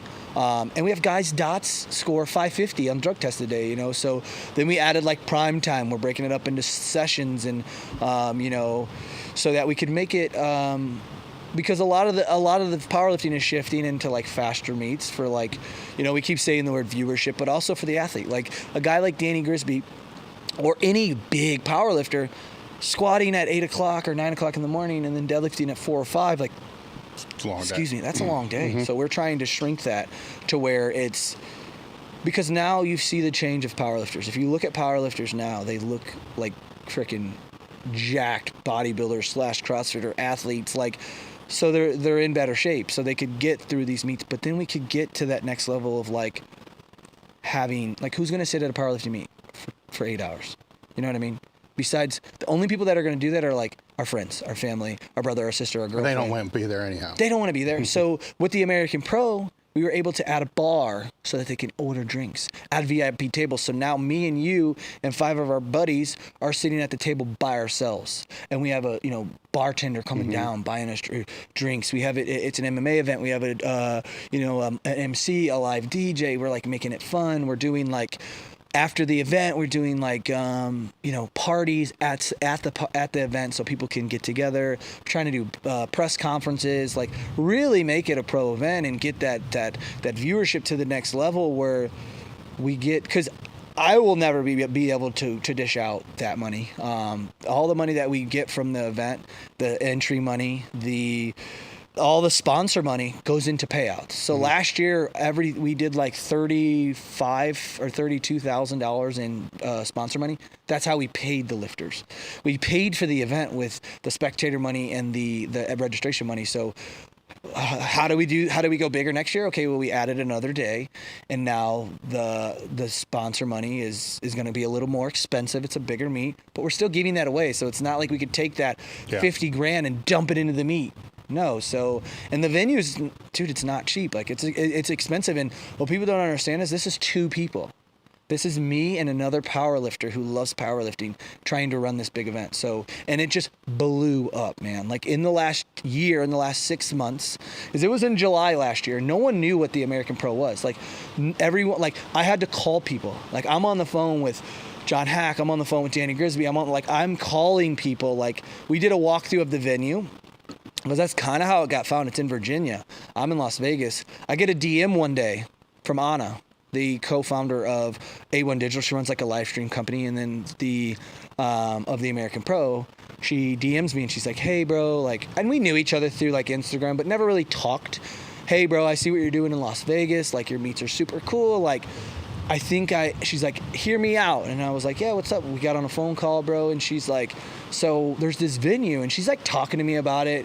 And I'm like, "Bro, this sounds way too good to be true." So she's like, "Okay, well, why don't I fly you out here?" So I was like, "Okay, like, all right, like if this is serious, fly me out." So she flew me out, me and Steph, flew me out the following weekend. We get there, and dude, I walk into this So the venue is like an old movie theater that these guys bought out, gutted it out, made it like they still have the movie theater rooms, like the warm-up room. They host MMA events there. So one of the like movie theater rooms, and it's a small like 5-theater movie theater. They gutted it out. They made, when you walk into the movie theater and you buy your tickets, that's like the bar area, and they have TVs. They have little tables where you can sit and watch the fight. So now they can watch the powerlifting event. And then one of the rooms is like the movie theater room, the big TV, that's live streaming the meet, and that's the warm-up room. And then you walk into this huge ballroom that's like 4 of the movies rooms that they just gutted out, put elevated seating. Up top, there's like VIP seating up there, and I'm like, yo, sign me up. I'm like, she just like, hey, do you want to be a part of this? We had no idea what meet it was going to be. So I go back to my hotel. I'm like freaking out because I'm like a kid in a candy store, bro. I'm like, what the fuck just happened, bro? So I'm like taking a shower, and I'm like, we got to think of names, So I'm like saying stuff. And we wanted to do something like, for it to be a pro meet, we needed a name to pop, not like Classic or Showdown or Open. We're like, something pro that's going to pop and everyone's going to hear it. So I'm just in the shower, and I'm like, I was like, Pro American, US Pro, US, and then I'm like, American Pro, and then I like said another one, I'm like, American Pro? And then I'm like, Steph, because she was at the hotel as well, and she's like, what? And I'm like, I'm in the shower, I'm like, what do you think about the American Pro? She's like, And then I started saying it, and she's like, wait, say it again. I'm like, the American Pro. And then I call Anna, and I'm like, come get me, because we had to go back to the venue. So she comes and get me. I run out the hotel, I open the door, and I just scream in the window, American fucking Pro. And she just looks at me, and me and her just like both connected, like, this is it. So then we found the name. 2 weeks later, we signed the contracts at the venue. A week later, we have the registration going, and all we did is just a walkthrough of the venue, bro. Like if I would do it on my camera phone. So it was hard to promote a meet that's never happened. We had to just promote it as being, hey guys, this is where the meet's gonna be, and it's an empty room. It looks cool, but it's like, we're telling people there's gonna be VIP tables, there's gonna be this, there's gonna be that, and it's never happened before. So it was so hard, but people for some reason, like, it sold out so fast. And then this year, we moved it to October because we wanted to be the end of and people keep saying this word, Super Bowl of powerlifting on the non-tested side. And now we added the drug-tested day, so that's pretty cool. It's nowhere near as competitive as, I don't want to say nowhere near, but it's new. So drug-tested outside of USAPL is so new. But USAPL Nationals is fucking crazy. Yeah. Sheffield, all that is crazy. So, but to see the roster come out, and there's dudes 550, 540, like there's everyone, we have a primetime session, everyone is over a 500 dots drug tested. And I was like, dude, I did one of the first pro meets and I had a 540 dots on drugs. Now our drug free is like a 500 dots barely gets you, like if you don't have a 500 dots, you don't get into this meet, like primetime wise. So it was just like crazy to see that shift. But I think like, to answer your question, trying to keep it going, and that's the one thing is having to make sure that you can't get too wound up in what people are saying, because it's so easy to just be like, man, fuck it. Like, well, I think where people have fucked up in the past is they'll have basically with the prize money. So the first year they want a huge purse. Yeah. So then they throw the huge purse out. Then usually that's going to come from one donor, or one person. Yeah. And then they're hoping it breaks even, so then there's potential to, it's still an investment. Yeah. But then the second year they have to match that or beat it.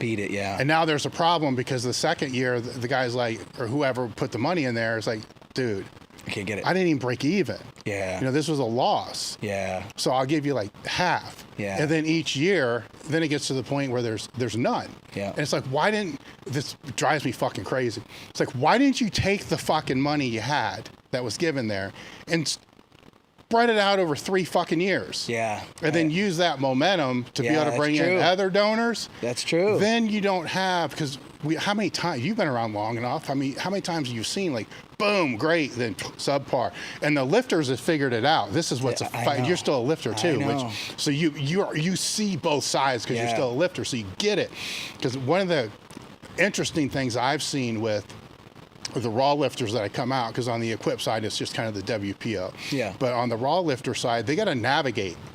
Like, well, which one is it this year? Yeah. And there's like 3 or 4 different ones. Yeah. And they all have figured out when to bail before it fails. And I'm like, how the fuck are you guys doing that? Dude, you hit that on the head. It's, I mean, again, I've seen it. And that's one thing. Well, you've been in several of them. I've been in them, yeah. I've been in the U.S. Open. I've been in the Hybrid Showdown. I've been in the Ghost Clash. I've seen, you know, I think right now, a Boss of Bosses. I never got to compete in that because I was hurt. But at the time, that was the coolest fucking meet. Dan Green was doing it. It was just so cool. Bro, and he just did it in his gym. That's the crazy thing that people don't understand is right now where we're at, we have to rent out a fucking huge ass crazy. Like Dan Green was doing it in his gym, bro, and it was the coolest meet in the world. And he had like Pro Raw in Australia. I never went to that, but I've just heard so many good things about it. But you see these big money, not even necessarily pro, because to me, the word pro is weird. Yeah. I get but it. money meets are coming and going left and right, and you're right. People, so that was the one thing that we did differently with this meet is people were like, how much are you paying out? We're like, we'll let you know at the meet because we don't know. I was like, the one thing we're going to do is not promise anything and say $50,000 and then we don't fucking raise $50,000. So then we have to come out of our pocket and potentially lose money. And then the next year we're fucked. So what we did is we're like, every dollar we get from a sponsor, we'll put it into a bucket. And whatever that last number is, that's what goes out. So it's like, yes, we didn't make any money off it, but we didn't lose any money paying people out. But you're not over-promising and under-delivering, which is another problem. People were like kind of getting upset that we weren't posting like how much we're paying out. And I'm like, guys, we don't know. I don't want to tell you a minimum of $50,000 and we don't have that raised. And then we have to say, hey guys, we didn't hit our goal.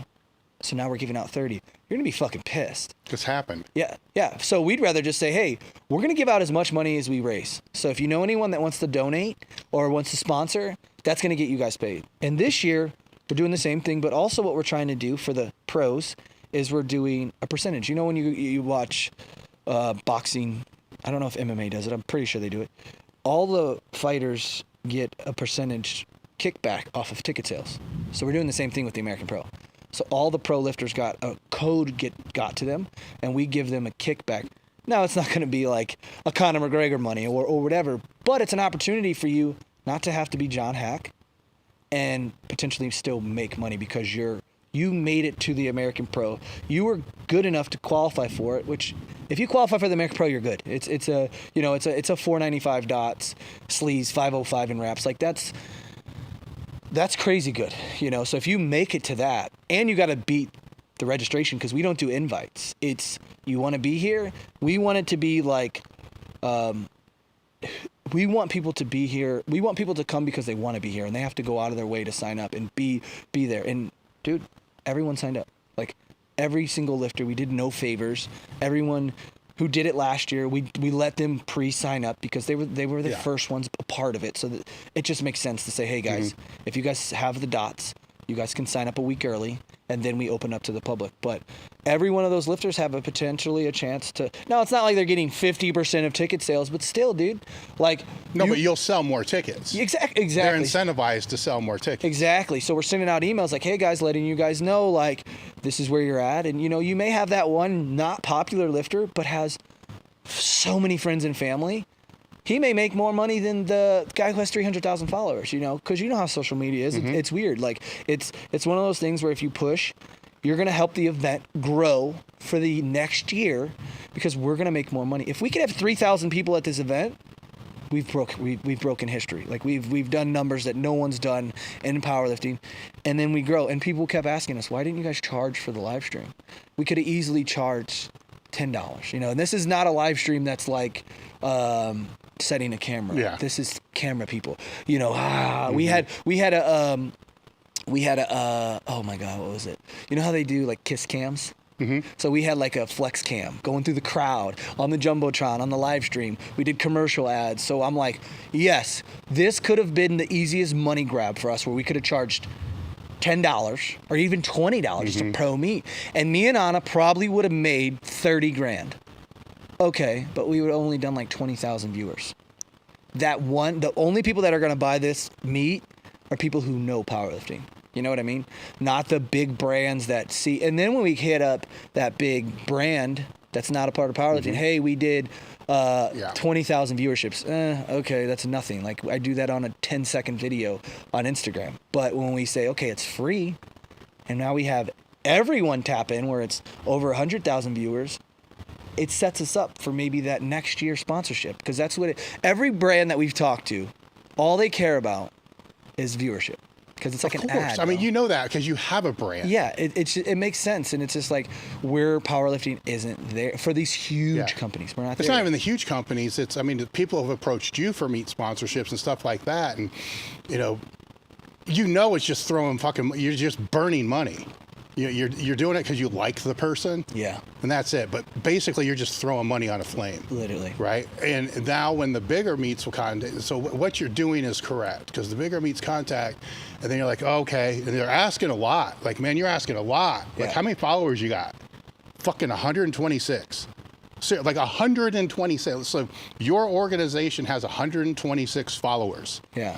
So for thousands of dollars, I'm going to get and post on Instagram. Yeah. So what's your live stream? Yeah. Then you go look at 87 people. Like, no, wait a fucking minute. Yeah. You start breaking it down. It's like, so where exactly is the potential ROI?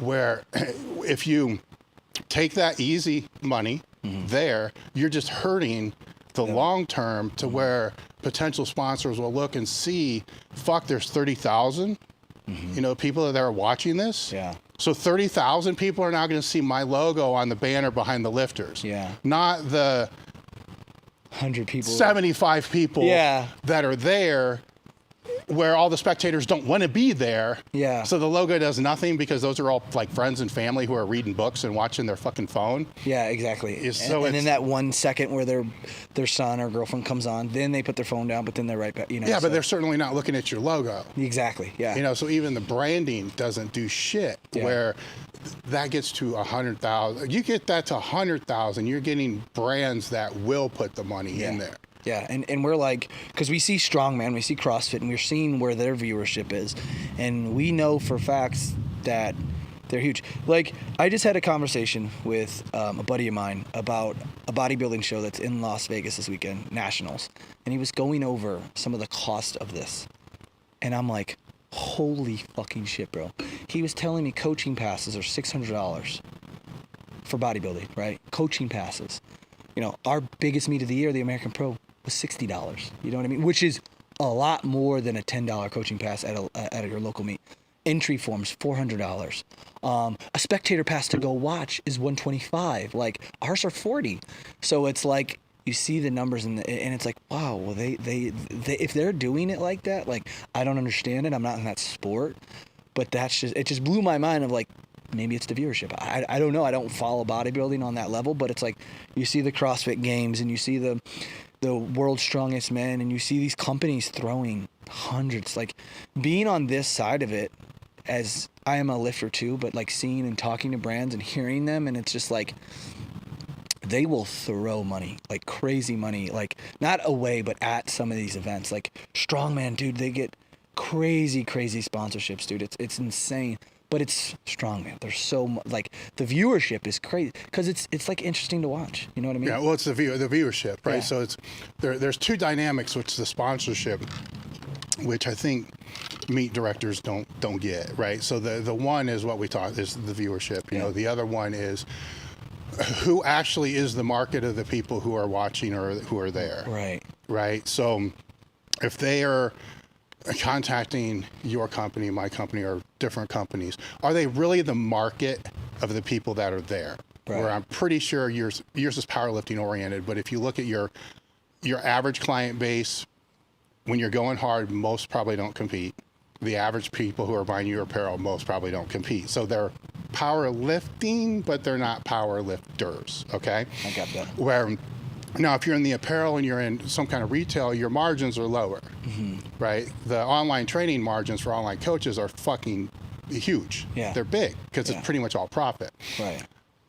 Nobody's reaching out to them to say, hey, you want to sponsor my meet, but yet their actual net revenue every month might be 4 times higher than yours, 4 times higher than mine. Right. And that's their market. Yeah. Everybody that's watching may be an aspiring powerlifter. Right. Right. But see, they don't want you to ask them because they don't want to give them money. They want to say, hey, look, go ask fucking FQ. Go ask, all these other people because they want to divert that. Wow. Right. So now that can be like micro ads. Yeah. Where you put something together for coaches that are good. Yeah. You don't want to put, obviously, it'd be like putting a shitty brand on a banner behind one of your meets. You don't want to do that. Yeah. So if it's a good coach, there's that market. Yeah. Like putting them on, because we do ads all over social media, but also on the live stream. It could be an ad for their coaching. Big and time. 100,000 followers, or 100,000 people are seeing it while they're competing, breaking world records at the event. That's pretty smart. Think it through, right? That's so pretty smart. I don't want you to throw numbers out, but think it through and think about what your net revenue is as a company each month. Now compare that to net revenue of some of the online coaches that you know. Who don't have, exactly, when I have online coaches, when they pay me, that's just straight profit. Because I don't, well, you have to do, there is work. you know what I mean? You have to coach them, but I'm saying you yeah. don't have to pay for, it's more time versus I got to buy apparel, I got to pay my screen printer, I got to package label. The time is, there's so much. That's why I think online coaching got so big, because when you're a personal trainer, which that's what I started out as, I only had so much time. I could make limited amount of money because I have to be, even if I'm working 60, 70 hours a day, or a week, sorry, I have no time to do anything else, and I'm still going to limit my time versus having 100 online clients, and I give them, an hour or two every day talking to them, whatever. Some coaches do it once a week. There's so much more time, and then on that I could do other things. I could do podcasts, or I could do focusing on my own training or content. Right now is huge. Content is especially with TikTok and the way Instagram's going. How many good lifters do you see who don't have a big following? Amazing lifters, because their content isn't, they don't care about it, which is fine. You don't have to just because you're strong doesn't mean you have to do all this stuff. And that's sometimes cooler to see, where you just see the guys who work a normal job and they show up, kick ass, and leave. That's cool to see. But you're right. That I honestly never thought about that, man. That's crazy. It's. Let's take a bathroom break real quick, because I got to take a piss. And then we'll come back and we're going to talk about how you've trained throughout all this time. Because I kind of skipped over all that. Yeah, no worries. The Swiss Symposium 2023. Yes, we are bringing this back to Columbus again. The date is October 20 and 21. Columbus, Ohio. Hilton's the same location it was last year. If you head over to the website, there's a big banner that links directly to Swiss. There's also a link in the description box so you can see who the presenters are as we are booking them for the symposium. The symposium has been going on for 20 years. It's, in my opinion, probably a little biased, but in my opinion, one of the best symposiums when it comes to strength and conditioning, sport medicine, therapy, physical therapy. Right now, the admission is 38% off or 48% off. Don't know. I'm not looking. I'm just kind of looking at the camera right now, but it's the early bird rate. That rate is until July 1st. So now is the best time for you to sign up. When you go to register, there's 3 different ways that you can register for the symposium. There's the general admission, which gets you into all the different lectures that you want to go to. The caveat is there's 3 or 4 lectures going on at the same time. So the second option allows you to purchase the videos of all the lectures for you to be able to watch at a later time. So that allows you and gives you access to everybody that's presenting if there's 2 people presenting at the same time that you would really like to see. The format that those are in is, it's a streaming service. So it's if you've ever purchased a training course from anybody before, it's very similar to that. So you log in and then there's all the presentations that are there. You just click, you watch, you stream. It's how it works. The third option is the VIP option. And included in that is the Sunday after the symposium, a limited number of people will be coming out to our gym, the S5 compound at Elite FTS, with a handful, maybe a little bit more of the presenters that are there, just to train, to hang out, have some barbecue, have a good time. And that, again, is limited on the attendance. It's already 50% sold out, or 50% of the spots left, depending on how you want to look at it. Go to the link in the description. We'll have more information about the Swiss throughout the podcast as we move forward. We have a lot of the presenters booked for the podcast, so we'll be talking more about it. We'll see you there.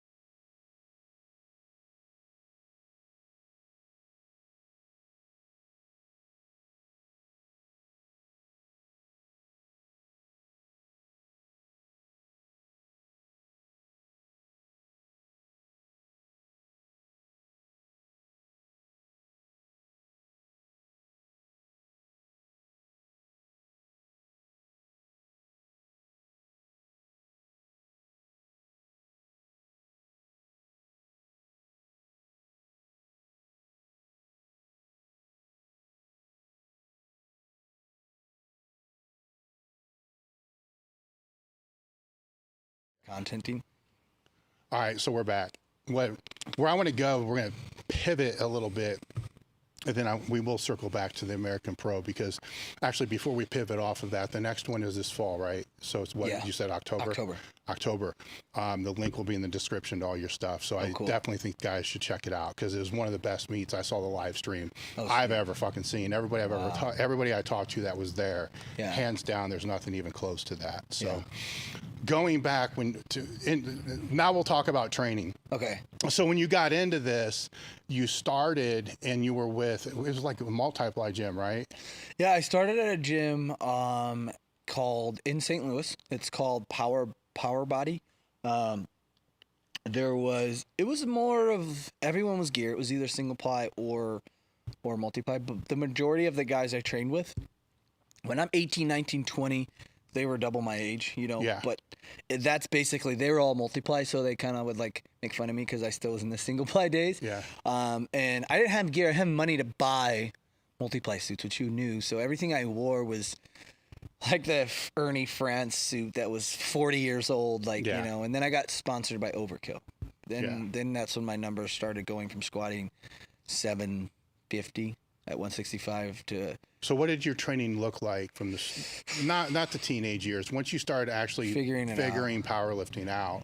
Honestly, man, I wouldn't even say I figured it out until I got into like my raw days. Not that there was nothing wrong with my training. I think that the group that I was with, the way we would do it is we would squat on Monday, and it would be like work up to a heavy single, That's how it went. I think we did some like West Side stuff. We were a lot into bands.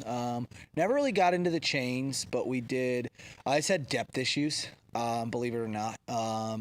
So we would do like some box, but it would always be like Monday we would squat, for 5 hours. Mm-hmm. We had one mono, and we just go at it. We'd have the smallest guy go up to the strongest guy. Mm-hmm. So, and we had guys squatting 1,000. Then I was like in the middle. I was in between the 7s and the 8s. So there wasn't any progressive training at all. It was just do what you can do that day. No, yeah. They're really...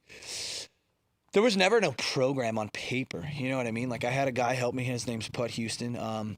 Guy who taught me a lot of stuff in powerlifting. You may have seen him in meets. He's been to so many. He's been in the sport for way longer than me. Bald dude, wears glasses, always in Under Armour. I'm sure if you saw him, you know exactly who he is. But he kind of just guided me, and I would get to the gym. I'm like, what are we doing today? Well, how do you feel? I don't know. You know, I'm young. I feel great. Whatever. You know. So we would just work up to something, and he would tell me, hey, let's cut it off All here. right. And then the next, and then I think Wednesday we benched. Same thing. But we did a lot of board stuff. So like this week would be, we're going to do a heavy single up to a board, 3 board, 2 board, whatever. And then we do like some back downs, raw. And then Friday was like deadlift days. So like some of the people didn't show up on deadlift days, but that was my favorite day, dude. So I was like, fuck, dude. Like I want it to be as cool as Mondays on Fridays. So it got to the point where I started deadlifting on Mondays, and I would switch swap because I was all-time world record. Like I was that good at deadlift, and I brought so much more energy when I deadlifted versus I squatted. I was just another guy squatting, I mean, yes, for my weight it was good, but it wasn't number one. Yeah. It was a big difference. So I would bring more energy to the room, being the young kid in a pink deadlift suit, cocky, and they would all make fun of me because I'm cocky and da-da-da-da. And I was never like an asshole to people, but like, I mean, I have fuck humble tatted on me. But it's so much different than what people think it is. I think it's just more like believe in yourself kind of thing. I'm better than you. I'm better than him. I'm better than him in my own way. But I'm not going to be like, fuck you, dude. You're blah, blah, I've never got like that. But that's kind of how my training went. And then like Saturdays I'd go in for like light raw stuff, so it would be like the accessory day. And we did that for years. Like we literally did that for years until I started training raw, dude. Like that. Then that's when I realized that programs were even a thing. That's when I started getting into like knowing more people, and I did some meets, and I went out to barbell brigades in LA, and I ran into a guy. I can't remember his name, but he introduced me to like Chad, I think I don't want to say Wesley. Chad, I think Chad, their training method is Juggernaut. Oh, Chad Smith. Yeah. So I ran into him, and he, was telling me, you gotta get on a program, bro. Like you can't just keep, you're gonna kill yourself, and you're gonna end up hurt. So then I got a guy named Ed Koo at the time, which was actually like a bodybuilding coach. He was working with a company called Iron Rebel, and they had signed me. So that's then he gave me a program. But that program was like, first off, I was on like this bodybuilding diet because I was cutting to 165, shredded to the bone. Like, I think that's why I got hurt. Believe it or not, because dude, all in my gear days, I would lift heavy every fucking day. I never had any issues. I did one raw meet, dude, and was out for 5 years, bro. Like, I did, and everyone's like, bro, the geared lifting is it's so much worse on your body. I'm like, dude, no, it's not. I'm in layers.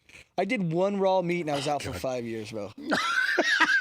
Like, seriously. But that training split was like, so I would squat on Mondays. I would do 5 reps, whatever, 5 by 5, and then Tuesday would be bench reps, whatever, 5 by 5, and then I would deadlift on Fridays, or no, Saturdays, because at the gym this was when I still was in Missouri.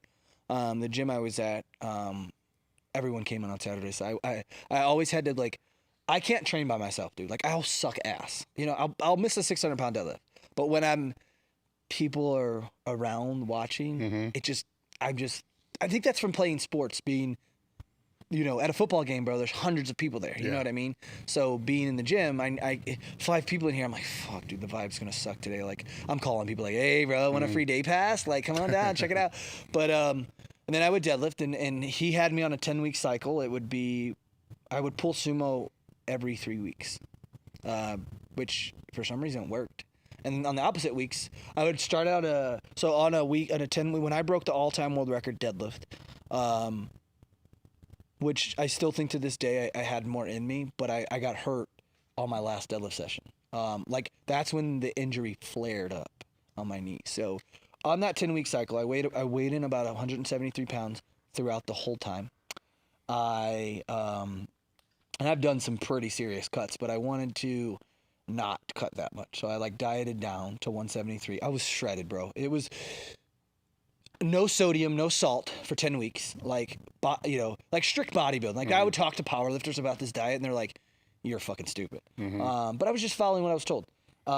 Week 1, I did 675 triple on deadlift. The other 2 weeks would be 5 or 2x8s on conventional, just grinding out fucking, And then the next deadlift was 705 by 3, and then I did 2 weeks out. I did 750. This was another video that went like super viral on social media. I pulled 750 for a double. Like 3 weeks out for the meet, knowing that the world record at the time was only 727 or 717 that I actually had, that I did in a raw with wraps meet years prior. So I was gonna come in 165 and murder this world record deadlift, like destroy it. Like people were talking about seeing an 800-pound deadlift at 180 or 165 raw. Like what the fuck is going on? At the time, the world record at 181 wasn't even 800. So, but if you watch the video, you see me lock it out and you see my second, I'm like really aggressive, snapping my knees really hard. And being that lean, I felt like I like ripped something in my quad a little bit, but it didn't hurt in my quad. It just hurt in my knee. It felt like, when you like get a fucking bruise on your bone, that's what it felt like. It wasn't like an injury where I couldn't lift. And then at the meet, that's when like, it was like, yeah, bro. After that, I went to the meet, opened at 705, hit it, and I was like, what the fuck, dude? This shit. I just did this for 3 a month ago, and I could have done 5. You know what I mean? I'm like, oh my God, come on. So then I pulled 727 or 728, and then the 760 put me out, bro. And that was, but again, one raw meet. That was it. I've only done in my 40 meets, I've done one raw and sleeves. That was it. And people are like hiring me for like raw lifting. I'm like, I'm good, but like I'm not like as experienced in this training style. It destroyed my body, dude. Like I had squatting twice a week. Now you see kids benching 4 times.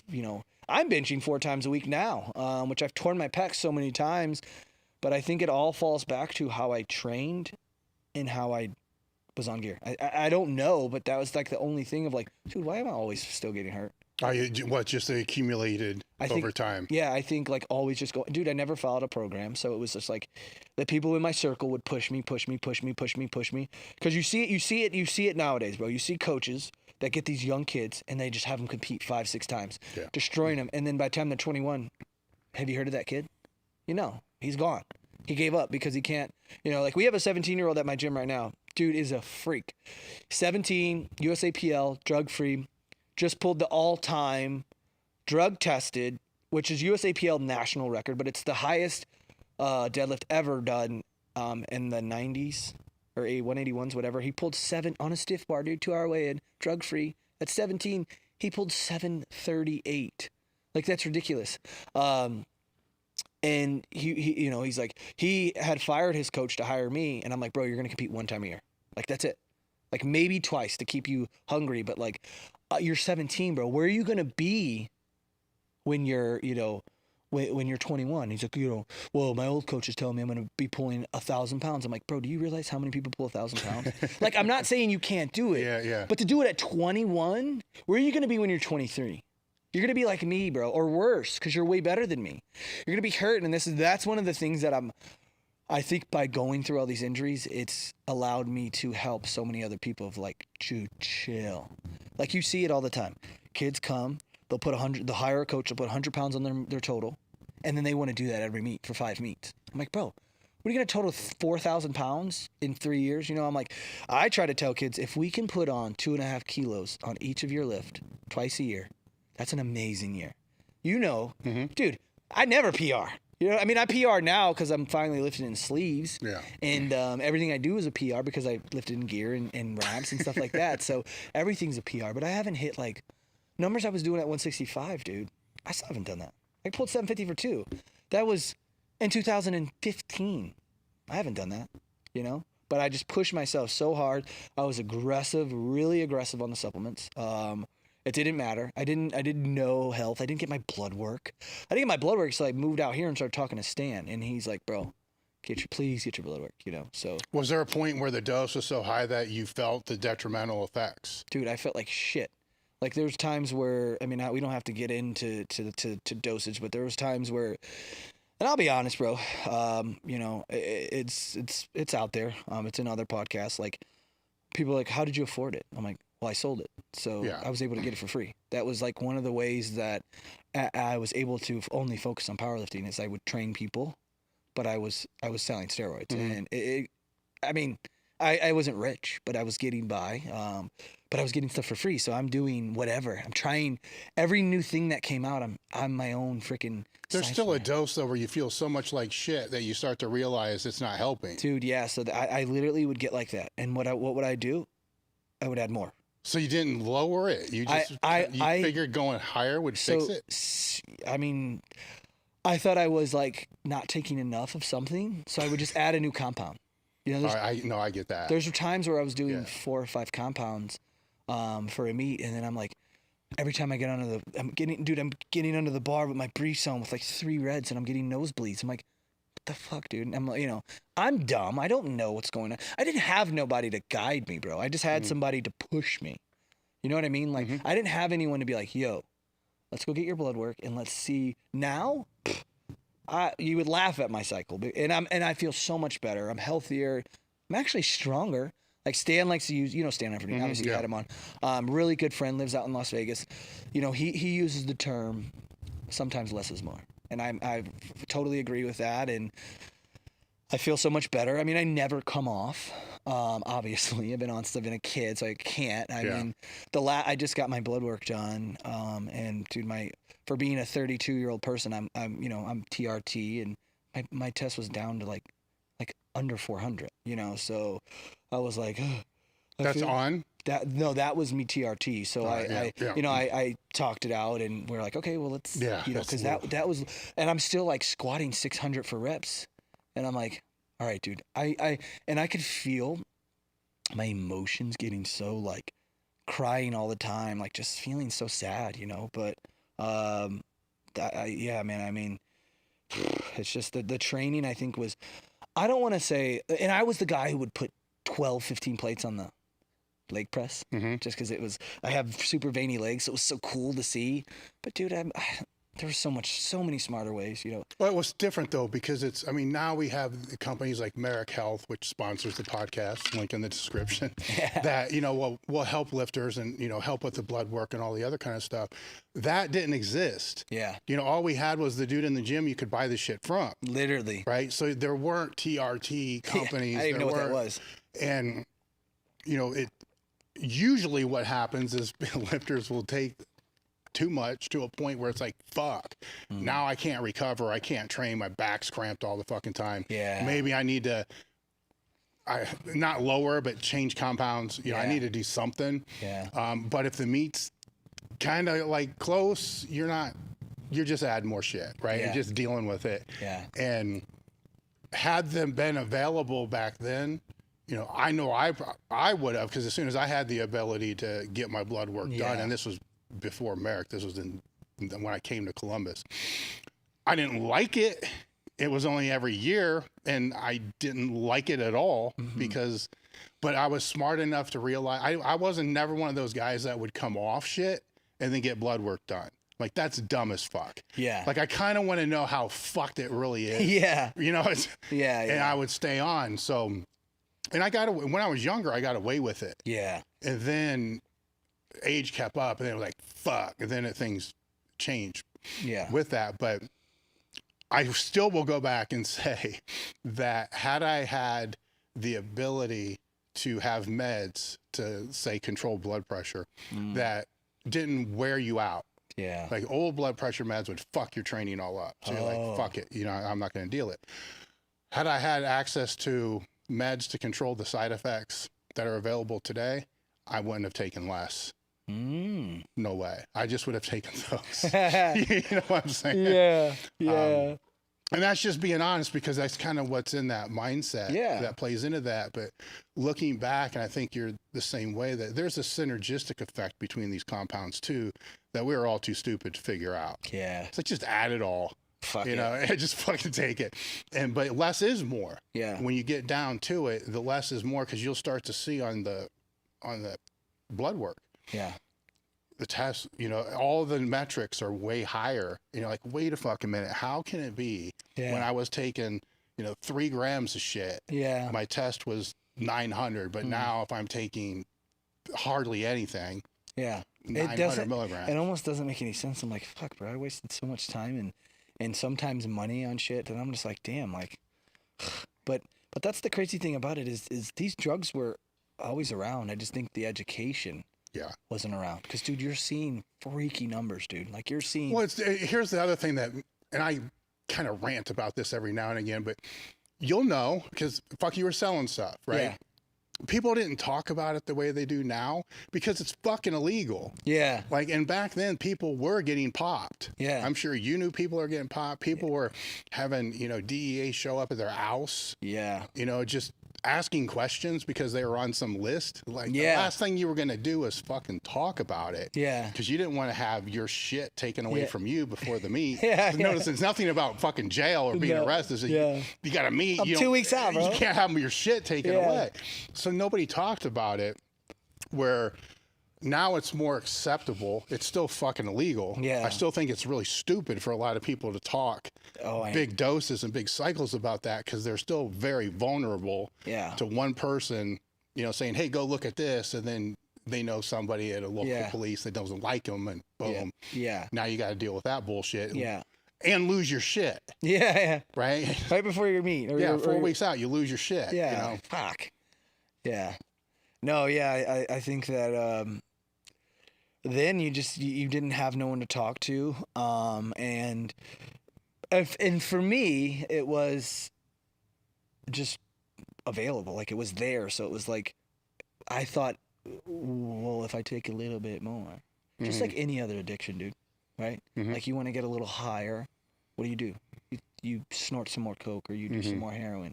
So, in a sense, growing up, like, I would feel like I was better than the kids that were doing the heroin or doing the things, and I'm like, I'm actually not.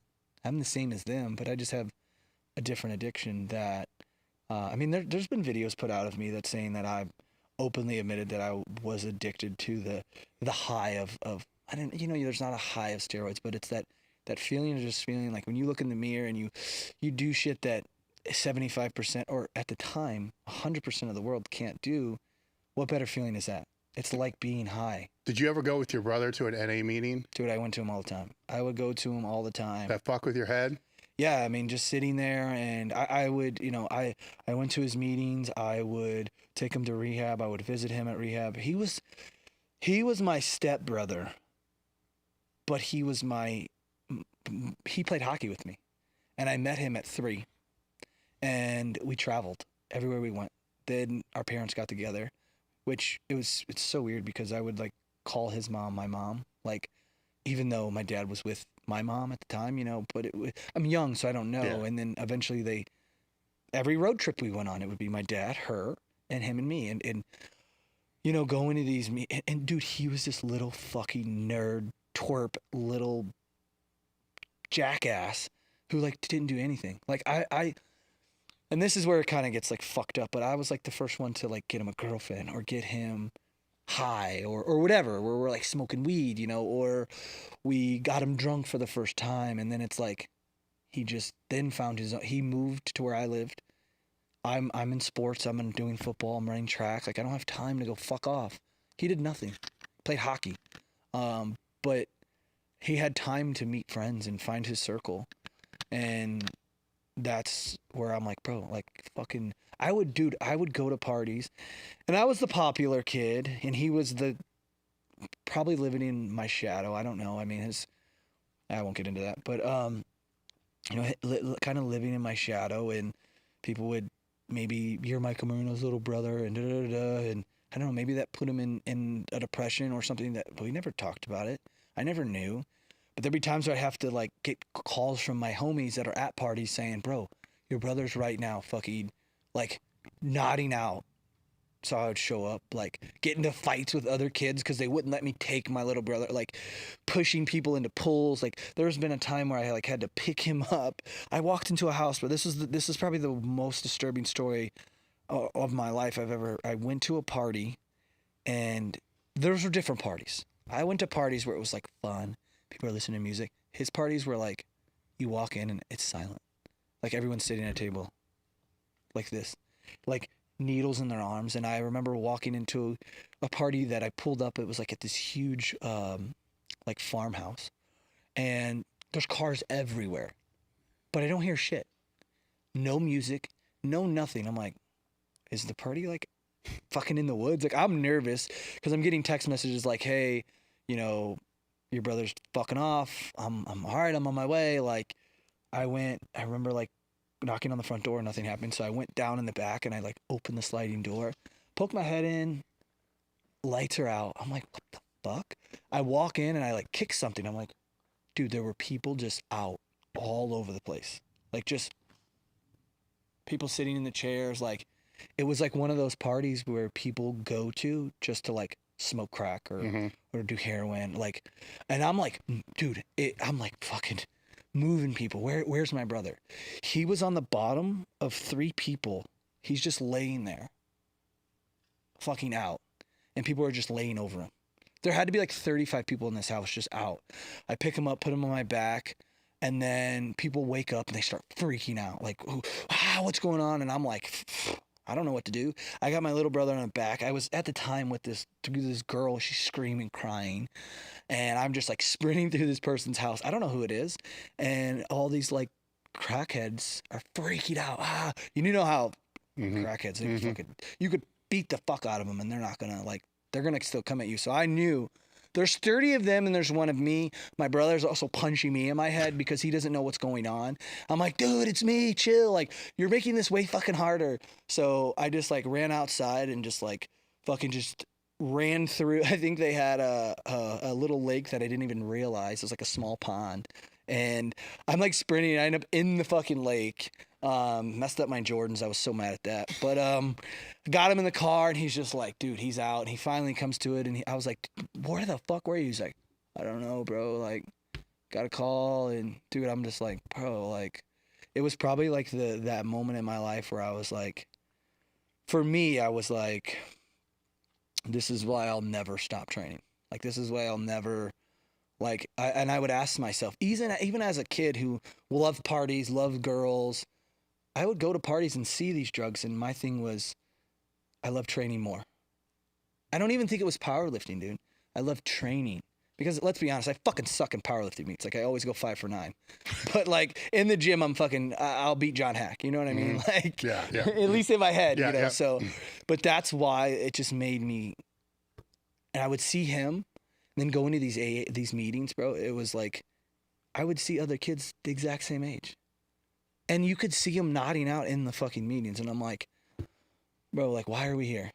And it would be so hard. And I think the biggest problem with me is that, and that's why I try to talk to some of these other kids who I do know who are dealing with these problems and these demons. Because let's be honest, who really wants to do heroin? Like, I don't know. I've never done it. So, but it's like, there's a reason why people do these drugs. And, you know, I was just too soft on him, you know, because I didn't want him to do, like, I would just let him know it's going to be okay, bro. You're going to be fine. You know, like, we're going to get through this. I got your back. But I was never, like, hard on him, or because I didn't want him to just fucking relapse and fucking say, you don't love me.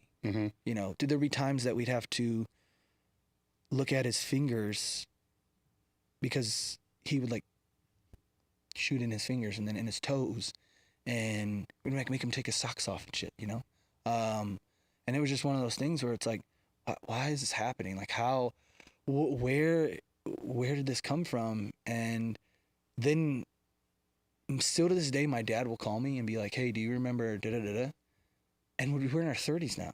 Well, yeah, he just overdosed on heroin. I'm like, oh my God, bro. Like, this could and most likely should, I don't want to use the word should, but could have been me, because the craziest thing is I was the craziest one out of them all. I love to fight.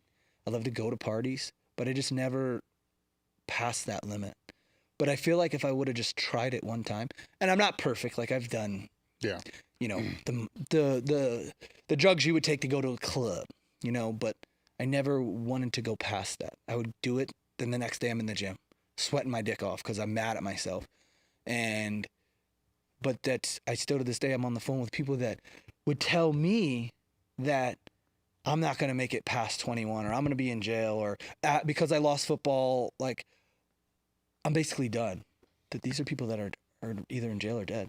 Like, so it's, and my dad would ask me like, what did you do different? Like, you're a kid who hardly can read, barely graduated high school. Like, what? I was like, I just fucking love lifting weights. Like, that's literally the thing that I truly believe saved me. And I know it's always corny, but like in a way, it saved, in a way, by maybe doing steroids, and got me to being so big and strong and so much better than everyone. It saved me from crossing that line of like, what's that next high, you know? So I don't, it's just one of those things where now in my position, it's just like, how can I help that next kid? But can you really help? I don't know. It's hard, you know? Can you? I mean, you're in a position that you have a gym. You've had the gym. I think that I am, but it's like when you try to help them, I don't know, bro. Like I'm at least trying to say, hey, I'm going to do everything I can to help. Now, I'm not saying my gym's surrounded by people who are on or doing anything wrong, but there's kids that it's mainly like on social media. I don't think Vegas is like that big in like drugs, but mainly like on social media where kids were like, they saw a podcast of me and they're like, hey, you know, I'm dealing with this. And like, I'd give out my phone number, dude. Like, funny thing was, is I used to have my phone number in my bio for my coaching. I had to take that out because I'd be getting the weirdest pictures. But you know, I'm like, call me, dude. Like, I don't even know you. I'm FaceTiming kids I don't know, or people I don't know, or adults, and also through my injuries too. Like, I've always had to figure a way out to continue to lift, you know. And that's another thing. That's another battle I've had to battle is, I'm always hurt, but I'm always coming back, you know. Like, how many times have I gotten hurt where I should have just like said, dude, fuck. Like, I love powerlifting, but it doesn't love me enough to keep me healthy for a year, bro. Like, come on. You know, it's like that girlfriend that you love so much, but she won't just like let you love her for like a full year. That's powerlifting to me. Like, I'm always hurt, bro. There's always something. I tore my pecs a couple times, hamstrings. I mean, you get it, bro. You've dealt with it. You've seen so many people injured, you know. So, but it's like, I won't quit, you know. And I've seen so many people since I started who are way better than me, who are not powerlifting anymore. Got hurt. They're doing something different. Not saying that they're like bad or whatever, but it's just like I'm so addicted to training and just being. I can't even explain it, bro. But I know you know it. You know, you get it. You love Powerlifting is your vehicle to be something else. Yeah. Right. So the something else is to help people like yourself when you were a kid, or, you know, your brother when he was a kid. Yeah. You know, so obviously, no, you're not going to be able to help them all. You have no idea how many you can help and how many you won't help. Yeah. But your story alone helps a lot of people. Yeah. Right. So maybe that's the compromise. Yeah. You know, outside of always being at the top. Maybe you don't get the chance to always be at the top, but you can be a couple steps under, but be able to help broader. Yeah. And being on podcasts, and like I said, and that was cool when we started, you know, it's kind of the same. Every podcast is the same because it's, hey, how have you come up? But this one's different, obviously. And it's more into depth, which is probably obviously my biggest podcast, but it's cool because there might be that one person, even if one kid hears this who's dealing with this or has family dealing with this, and that's like the goal. Well, there's the other side of this too, where, you know, training saved your life, you know, as well as so many others, and you've able to create a life around what you love, right? Which that's a whole other takeaway message there, because your brand, your apparel, you know, the meets, and it's when you were out here, I don't know when it was last, like the Arnold or some shit like that. When we were trying to plan this out, you're like, man, I got like 13. I'm running like, it was a ridiculous number of meets. Like, I run a meet like every month. I'm like, what the fuck? Who does that? And you know, so all those things encompass that you're able to make a living off what you truly are passionate about. Yeah. And no job, even if it's your own, is the greatest thing in the world. Nobody understands what it's like to have a business till you actually have a business, right? It's not all, sunshine and rainbows. No. It's not, but you have the opportunity to love more than what you don't. Yeah. Right. Some people have work jobs they just hate, but they work every week so they can support their family because that's what they really love. So they'll deal with that. We're fortunate that we work jobs that there's a lot of what we really love in it. Yeah. Right. So, and I'm sure coming up, there's a lot of people that were telling you, like, what the fuck? You ain't going to make anything from this powerlifting shit. Oh, everyone. Right. But you are. Yeah. Right. So that's the takeaway message. And with the growth of powerlifting has also become the growth of opportunity for people to actually build brands and to build a living around what they love. Yeah. Because it isn't so much, as we talked earlier, isn't so much about the competitor being your customer. Well, with meats it is, but it isn't so much that. Powerlifting has a bigger reach than people realize. Yeah. Because they'll look and think look at open powerlifting, there's 250,000. Yeah. But that's not even close to the number of people who train like powerlifters. Exactly. That's fucking 10, 20 times that. Yeah. With no desire to compete, but they're training for the same reasons. It could be their demons. It could be they're looking for self-esteem. They're looking for success. They're looking just to get healthy or whatever the fuck the reason is. Yeah. They're doing it. Yeah. And that market keeps getting bigger, bigger, bigger. And you've been able to build a life around what you love. Yeah.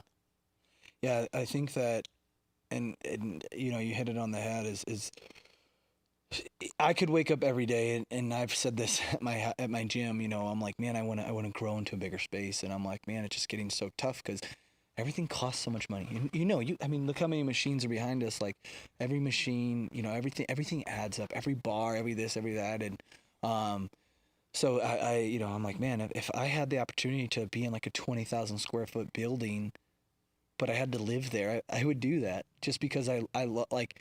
It's just stupid, but I would do it, or if I could afford it and make just a little bit money to like pay my fucking rent and be able to eat, I would take that risk because it's so cool. Like you're right. I get to wake up every morning and again, this shit is not guaranteed, bro. Like you see brands, people, companies, gyms come and go. You know how hard and how competitive it is, and you have to just keep upgrading and keep being about the people because this shit it's not like, all right, I'm waking up going to my job that I work for a corporate, and I'm not saying there's nothing wrong with doing that, but for me, it's also chasing a different high for me is being someone who was being told that they would never be successful in anything after losing like football and whatever to being like, bro, I'm working for myself. Like I'm doing, and I'm not a millionaire, but I don't like, sure, would that be fucking cool? And that's always the goal is to make more money, but I'm happy. You know what I mean? I wake up every morning with a smile on my face. I get to be around people I love. Like, dude, I'll sit at the gym all day. Like, I have to force myself to be home one day of the week and just like, and outside of relationships, that's actually one of my biggest problems is turning it off because I never do. Like this morning, we own a clothing company, so I have manufacturers that are overseas. So I woke up at 3 a.m. I'm talking to them for 2 hours, trying to get a drop prepared for 2 weeks, and then I go back to sleep, and woke up, around 9 o'clock to get ready for this. But like I won't turn it off, and that's also a hard thing for me. But it's like, why do I have to turn it off when it's just something that I love so much, it's like, and I know it's not guaranteed. It's not forever. Like I could lose it tomorrow. So while I have it, why not take full advantage of it? And it's not like I'm a lawyer and I'm traveling or I'm doing it. Like I'm just around the same people all day, every day. And I get to just continue to do what I love to do. And whether I grow this much next week or next month or that's just the coolest feeling in the world, dude. And people always say like, how do I do this? I'm like, bro, you just do it. Like I'm the wrong person to ask because I've fucked up so many times. But I think by me fucking up so many times, it's helped me do better. You know, like I don't have any tricks or anything. I'm in front of the people. I'm talking to them like me and you would be having a conversation, and you know, trying to build a community, trying to do what I think is cool for powerlifting or for a lifter or for clothes. Or that's why like our clothing company is called Fight or Quit, but the logo is just a claw because it's like you've been through some shit, you know, and it could relate to you. It could relate to anyone because everyone's had that opportunity to fight or quit. And it's just kind of grown in the powerlifting community because that's our niche. But like, it's not a powerlifting company. It's like, you know, we have people that wear our clothes that don't even lift weights. You know what I mean? Like they just buy it because they had a moment in their life that, like this shirt says fuck comfort. You know what I mean? Like that's everything we try to drop. I mean, we do some corny stuff in here and there, but like some weird designs on shorts, but everything has like a matter to it. Of like, this could push that next person. Like that's all my tats, bro. Most of my tats are things that I've been through, things that have made me do something differently, or moments that I fought, and you know, things to never quit, never give up. And I think that's what made me who I am. Is I just never stopped. Like I never stopped, and I don't think that like. I always tell people, like, in powerlifting, like, I will always give back to the sport. I will literally, believe it or not, it's stupid, but I'll probably die doing, you know, giving back to the sport I'll probably be alone because of how much I love the sport, and I would choose to just keep fucking giving. And I don't want to say giving because there's always a give and take. You know what I mean? Mm-hmm. I'm obviously growing and making more money. I'm not saying that I'm everything I make. I don't make money off this. Obviously I fucking do. Like that's just, but it's cool to make money off things you love. Mm-hmm. You know what I mean? And that's just what it is. I'll never be the guy to say I don't make money off my meets.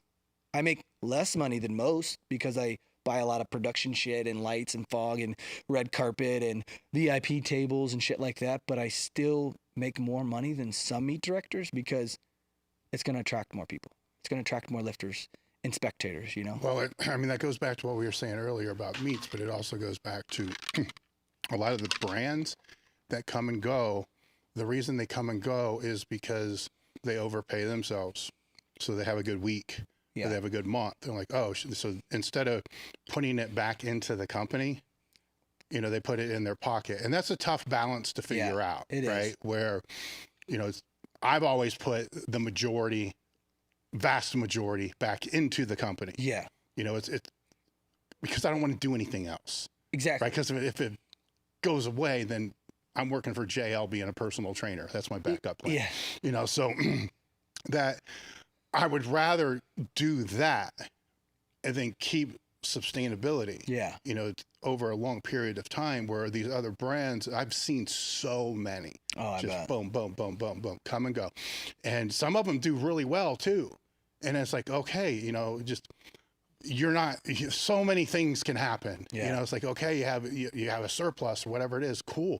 Sit on it, invest it, whatever it's going to do, because next week you might get fucking served with a lawsuit that your insurance isn't going to cover and you're going to have to pay. Yeah. And that's going to cost 3 years of your profit. Yeah. So do you have that? Can you actually run that? I mean, can you pay that? Can you substantially still pay the legal fees associated with that and stay in business, or are you fucked? Right. Because it can happen. Yeah. Right? I've seen it happen. Yeah. It's happened to me. It can happen. All these things can just boom out of nowhere. Yeah. It's like, are you ready to take that? Are you ready? And most are like, fuck, no. Yeah. You know, but over the past year, I paid myself $180 grand. Yeah. I'm like, dude, your fucking lifestyle only needs 40 grand. Yeah. So what the fuck? Like, yeah. Or do you want to grow the brand? Uh-huh. Or do you just want to make more money? Because if you want to make more money and you're good at sales, go sell expensive shit. Yeah. Because you'll make more money. Yeah, yeah. You seriously go sell medical supplies. So actually got to start something. They're not going to hire them, right? Start at something, go to cars, do very, really well, and go sell other shit, you know? And, but that, when you were talking about that turn it off thing, people have been telling me to turn it off for 25 fucking years. I don't even know what that means. Same. You know, when it's integrated, man, it's part of your life. Training's part of your life. It's part of all of it. It's all one thing. Yeah.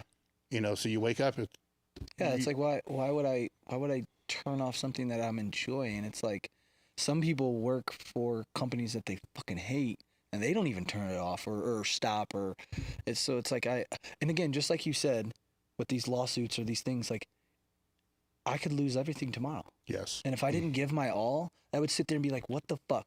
I fought my whole life battling stupid shit and I'm here where I am today and like I gotta pump the brakes, you know?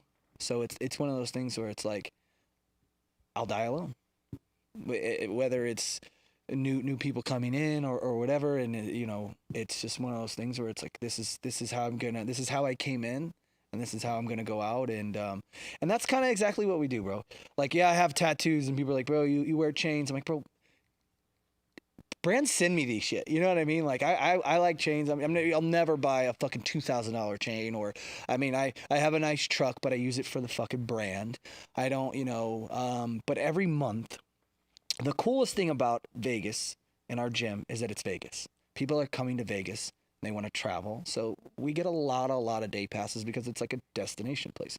And the coolest thing is to hear someone who's been there last year to come in and be like, you have 5 new fucking combos, you know? And it's like, so USAPL Nats came into Las Vegas and we're the only like USAPL gym friendly. So they emailed every single lifter and said, hey, if you guys need a place to train at Fight or Quit.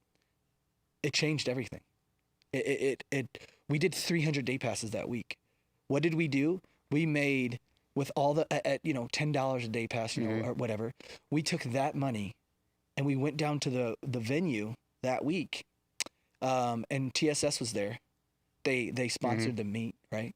And I got introduced to the owner. I'm like, yo, what are you doing with these combos that you fucking, you sponsored the meet with? He's like, oh, I'm going to take them back. I'm like, sell me some. I just made some money off of day passes, which I could have been like, yo, that's that next chain. You know, I was like, no, because I feel like, and you get it, like you have fucking so much shit in here. It's a playground, and and every time a new day pass comes in, they're like, man, you now have this, and you're running out of room. When are you gonna? And I'm like, that's so. Every month, what we try to do is we look at like, all right, this is what the fucking rent was. This is what we did on memberships. This is what we did on day pass. You have $500 left over. That's what we try to do. We try to break even with day passes and memberships to pay for the building, because you could do so much in a gym, just like you're doing a podcast. And then if we break even, okay, I didn't make any money, obviously. We'll take the whatever we made over, and what bar are we buying? What next piece are we buying that's going to make us better? Yes. Like the gym, you know. Our thing is like for us to make money, it's more of the meats or but then even that, dude, like people don't understand some of these lights we're buying are $300 a fucking light, bro. Like, and we have 12 of them, you know. A trust is $1,200, and people just see the cool shit, and I'm like, bro, no one's sponsoring me, no one's giving me. I'm the money so if you look back at our first meet, which we have the first meet we hosted was the Fight or Quit Classic 1. We're now on number 4 coming up next year in May. It's my like baby because it's the Fight or Quit Classic. It was our first meet running. Bro, if you look at that meet to how we are now, like, and that's what we did. What we made off the registration forms, I bought lights and I bought fog machines. And I did something that no one was doing, put down a red carpet for the third deadlift and just made it. But dude, that looks like ass compared to what we're doing now. And then to know, holy shit, I'm a part of the American Pro, like, that's only been 4 years. Like, why slow down? Because what's going to happen in 4 years? Am I going to get burnt out? Maybe.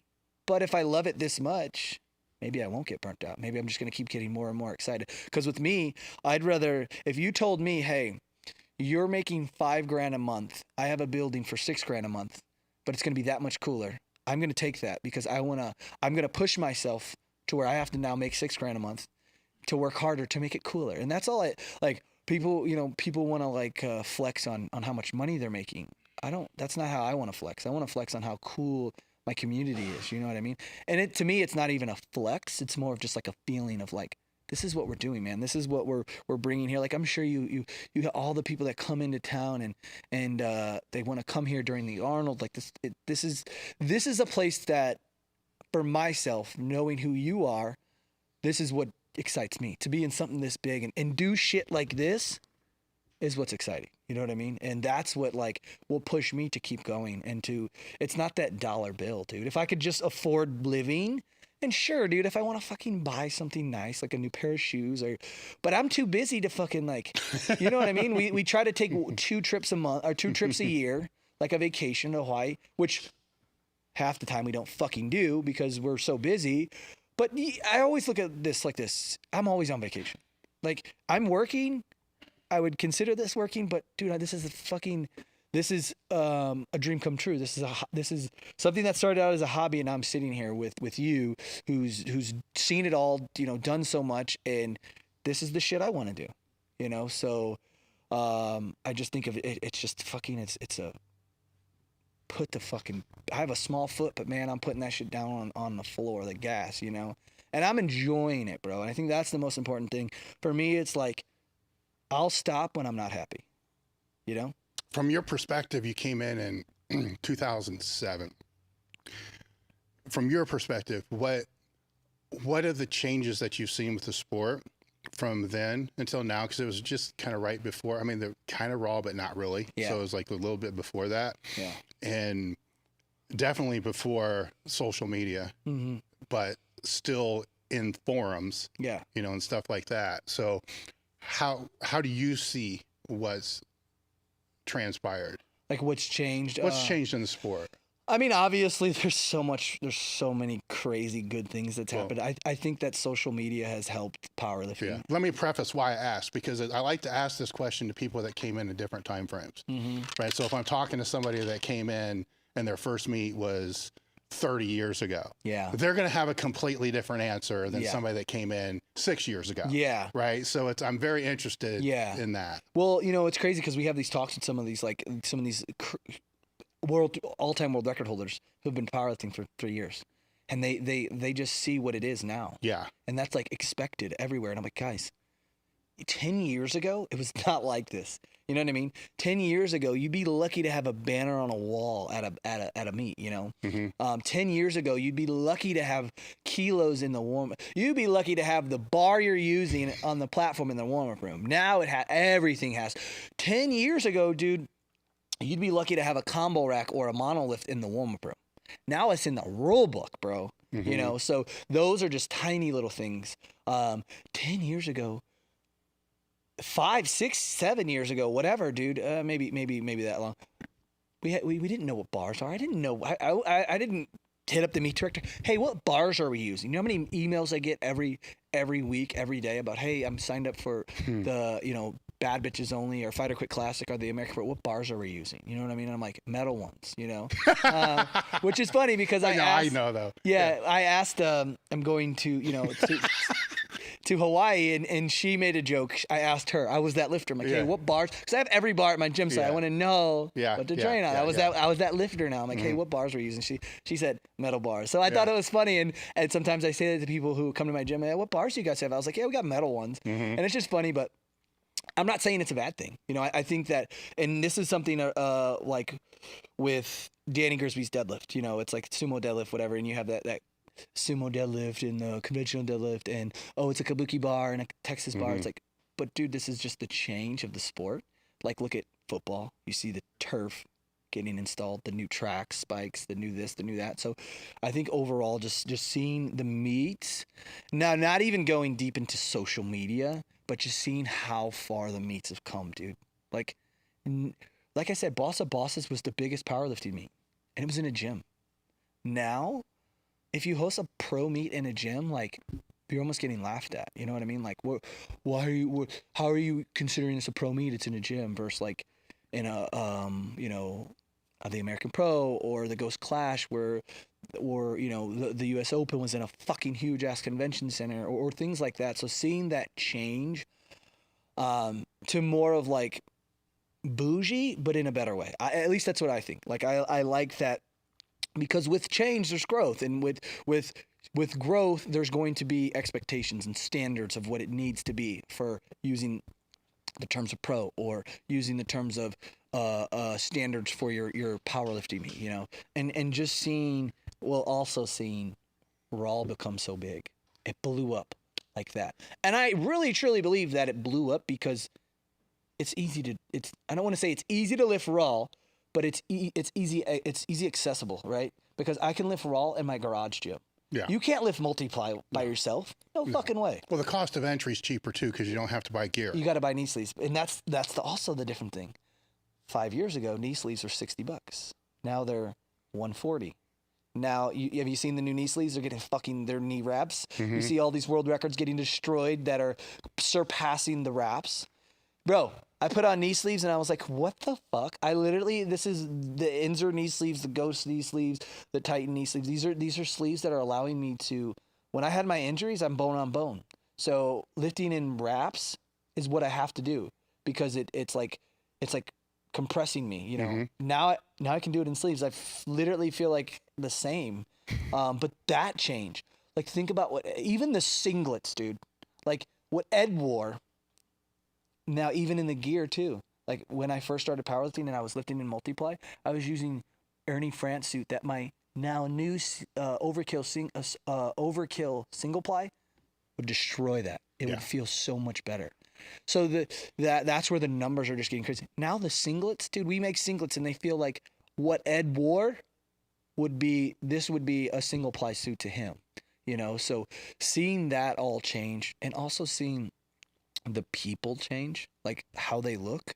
I think like, I don't know how or when, but I feel like when CrossFit kind of like blew up and then it kind of like had I don't know what happened, but I feel like there was a switch where like a lot of CrossFitters found powerlifting. And then all of a sudden you go to these powerlifting meets, dude, like even the drug tested lifters, they're fucking freaks. I'm like, dude, the girls now are just, oh my God, the girl. And that's a whole nother story because the girl powerlifting scene right now is literally taking powerlifting to a whole nother level. Like the American Pro, Dots, obviously. There's on the rap day, there's like 10 girls all over 600 dots. Like, what the fuck? There's multiple girls deadlifting 600 pounds, like at 165 and up. There's multiple girls squatting six. And this is where it is. You know, there's 3 girls, I think, maybe 2 girls, like 680 dots and above. Like you're not even getting into the prime time with like a fucking 580 dots, which fucking 5-10 years ago, that was unheard of. You know, when Dan Green was hitting like these crazy Wilks score. It's just that's just something, and I don't know what made the change. I don't know. I just think people maybe got smarter. I'm not fucking a scientist. I don't fucking know.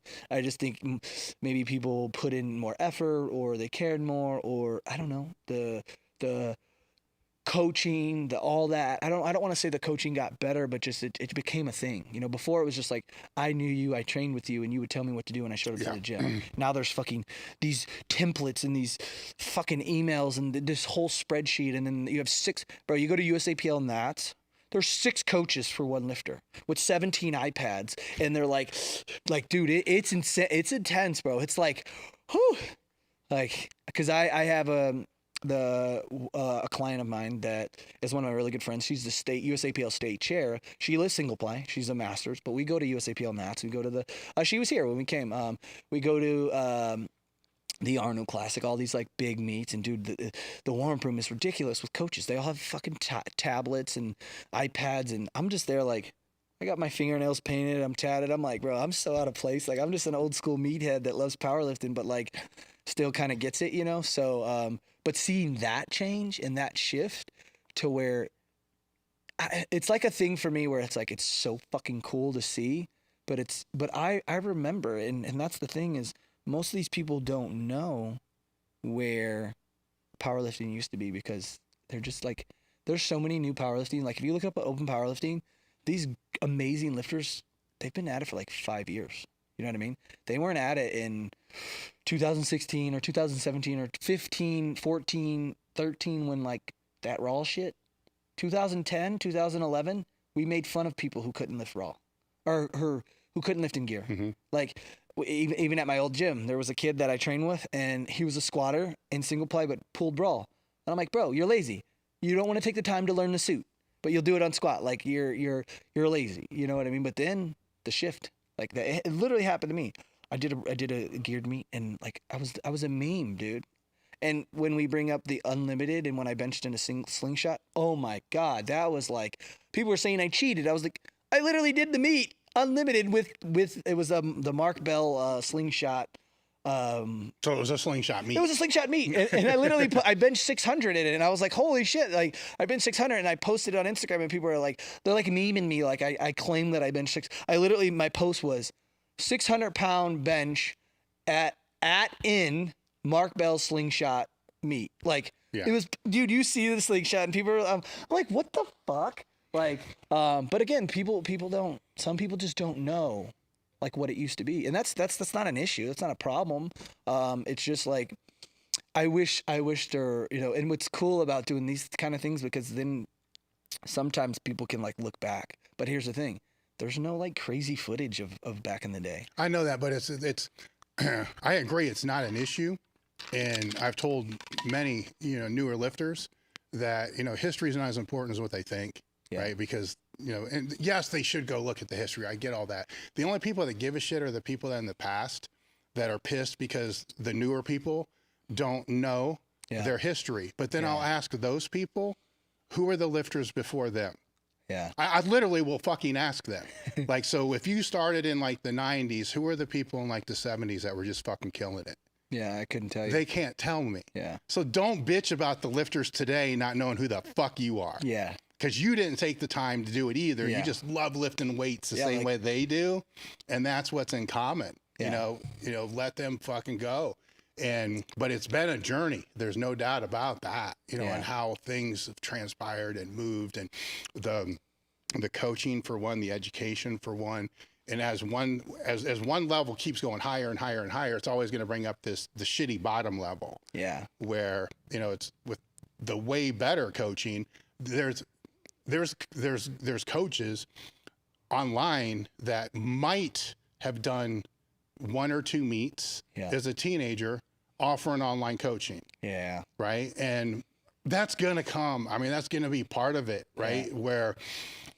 And people will bitch, about that. And it's fucked up. I mean, they're really not, but they probably don't have any clients either. Yeah. But that comes with, if you expect this to get better, but not have the bottom end come up with it, then you're naive.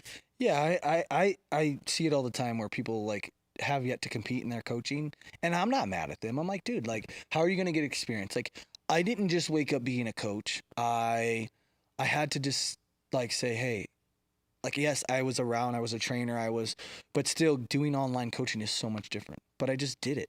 And then I fucking sucked at it, and then I got better at it. I'm still not the best at it. I'm fucking old school. Like, I text everyone my stuff, because I'm not like spreadsheet savvy, you know what I mean? I'm a meathead who thinks that I know a few things and I want to apply it to like, honestly, when I first started coaching, like, it was blowing up, bro. There was a time where I'm coaching 300 people at once, and I got to a point where I forgot why I'm doing it, because I was making money. Like, I was making a lot of money sitting at home watching Netflix while I'm on my phone all day long. Then I get to go to the gym all day long.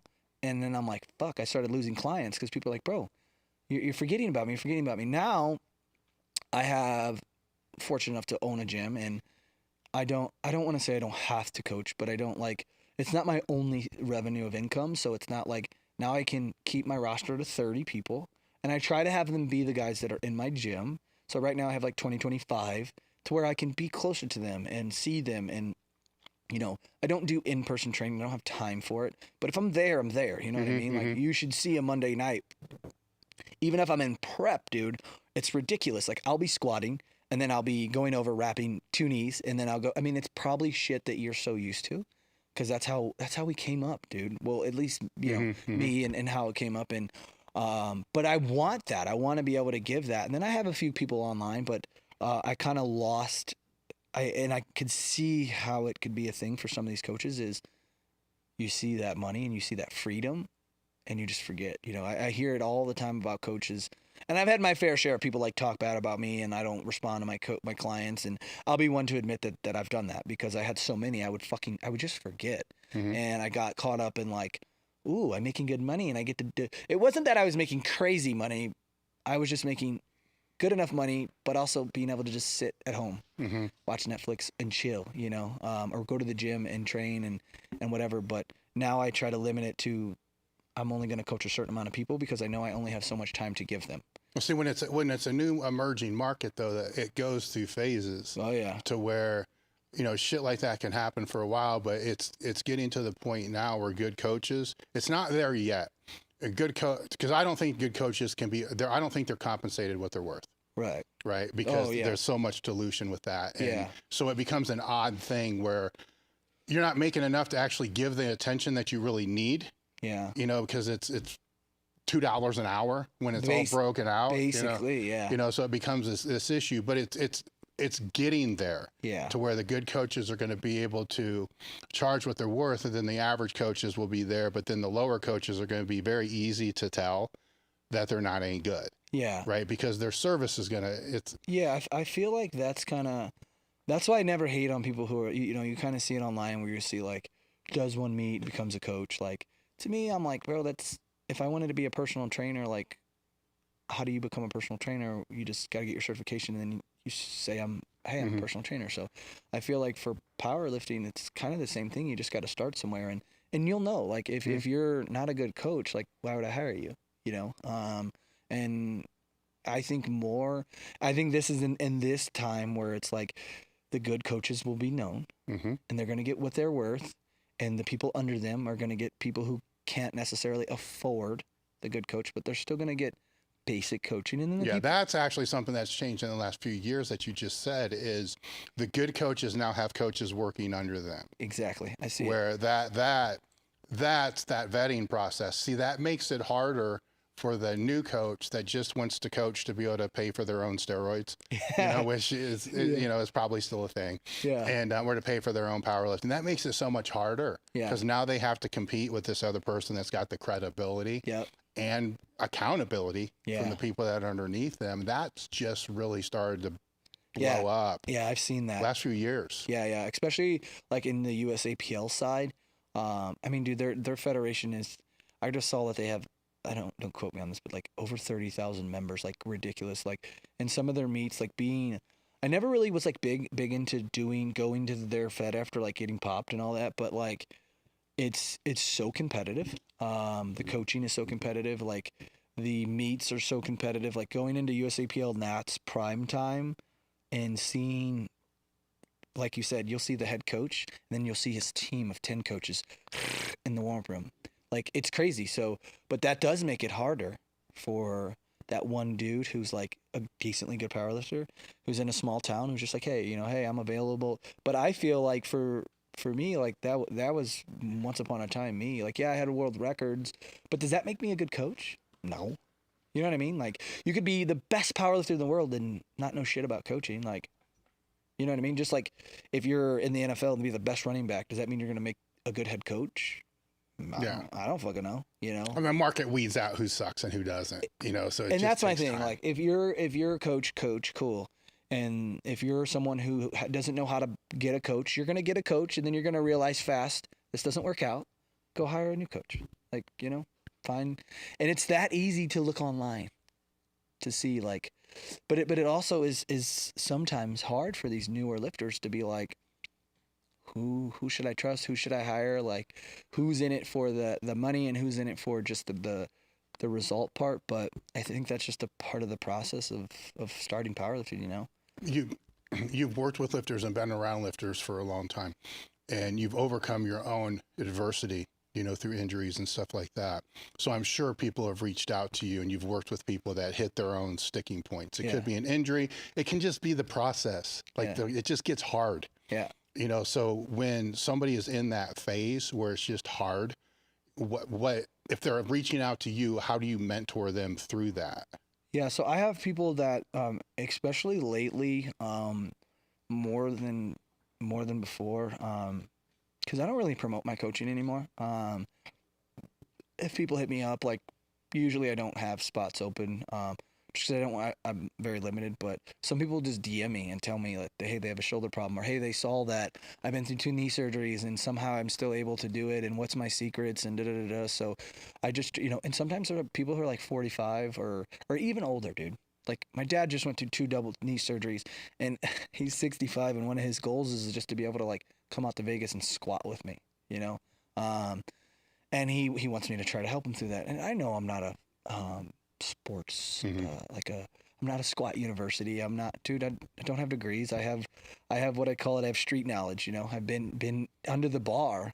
I've been in the streets. I've been in front of people. I've been in powerlifting meets. I've been in every organization besides IPF, to where I can figure out what I've learned and what works for me and what works for some of the clients. Cause I try to be a little bit different, and, you know, I think every lifter is different. You know, like, I'm very different than you. Like, for my training, dude, it's hard for me. I don't get coaches. I coach myself, not because I think I'm a better coach, but I know my body can't. There's some times where I can't lift for 2 weeks.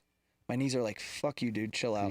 So just, you know, getting, and I think that's the coolest thing, is getting some of these people to just, I'll open my phone and I get on Instagram. I'm like, man, dude, this is like a 45-year-old dude who, like, just wants to lift, and he's dealing with some stuff. And also I'll get people that reach out to me about not injuries, but just about, like, thank you for like trying to express how you, because a lot of the things that I talk about, some people don't want to bring this stuff up, you know, like what I've been through with my family, and, you know, drugs and steroids and all that. But I do it because I want to be open for someone to maybe learn. But I think that they'll reach out to me and ask me, hey, how do I get back from an injury?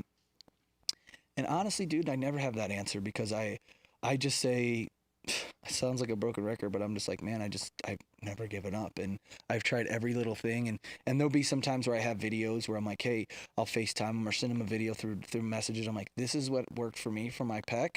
I focused on, you know, benching less and doing like board presses, or doing not as much on the accessories, but focus more on the movement itself. And I think that's one thing that has helped me help lifters, is I've learned to move better.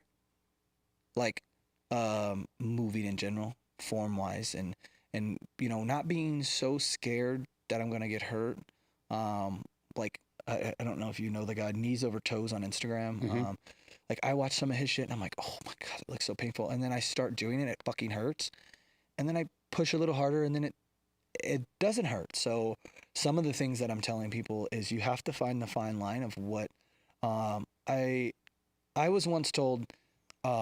You'll know, it's like pulling a fire alarm.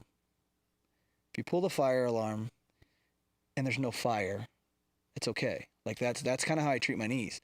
But if you pull the fire alarm and there's a fucking fire, chill. So that's kind of how, like, I just tell them, you know, be patient. But it also is hard to know if there's going to be that fire. Like, how do I know if I push my legs? Like, I was in, just this past weekend, I was in Virginia because we were doing some American Pro content.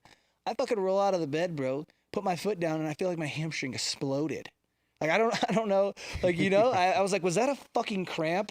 And then I'm like nervous, and I'm like, I just sat back down, but I had a heavy squat on Monday. What did I do? I moved my squat from Monday to Wednesday.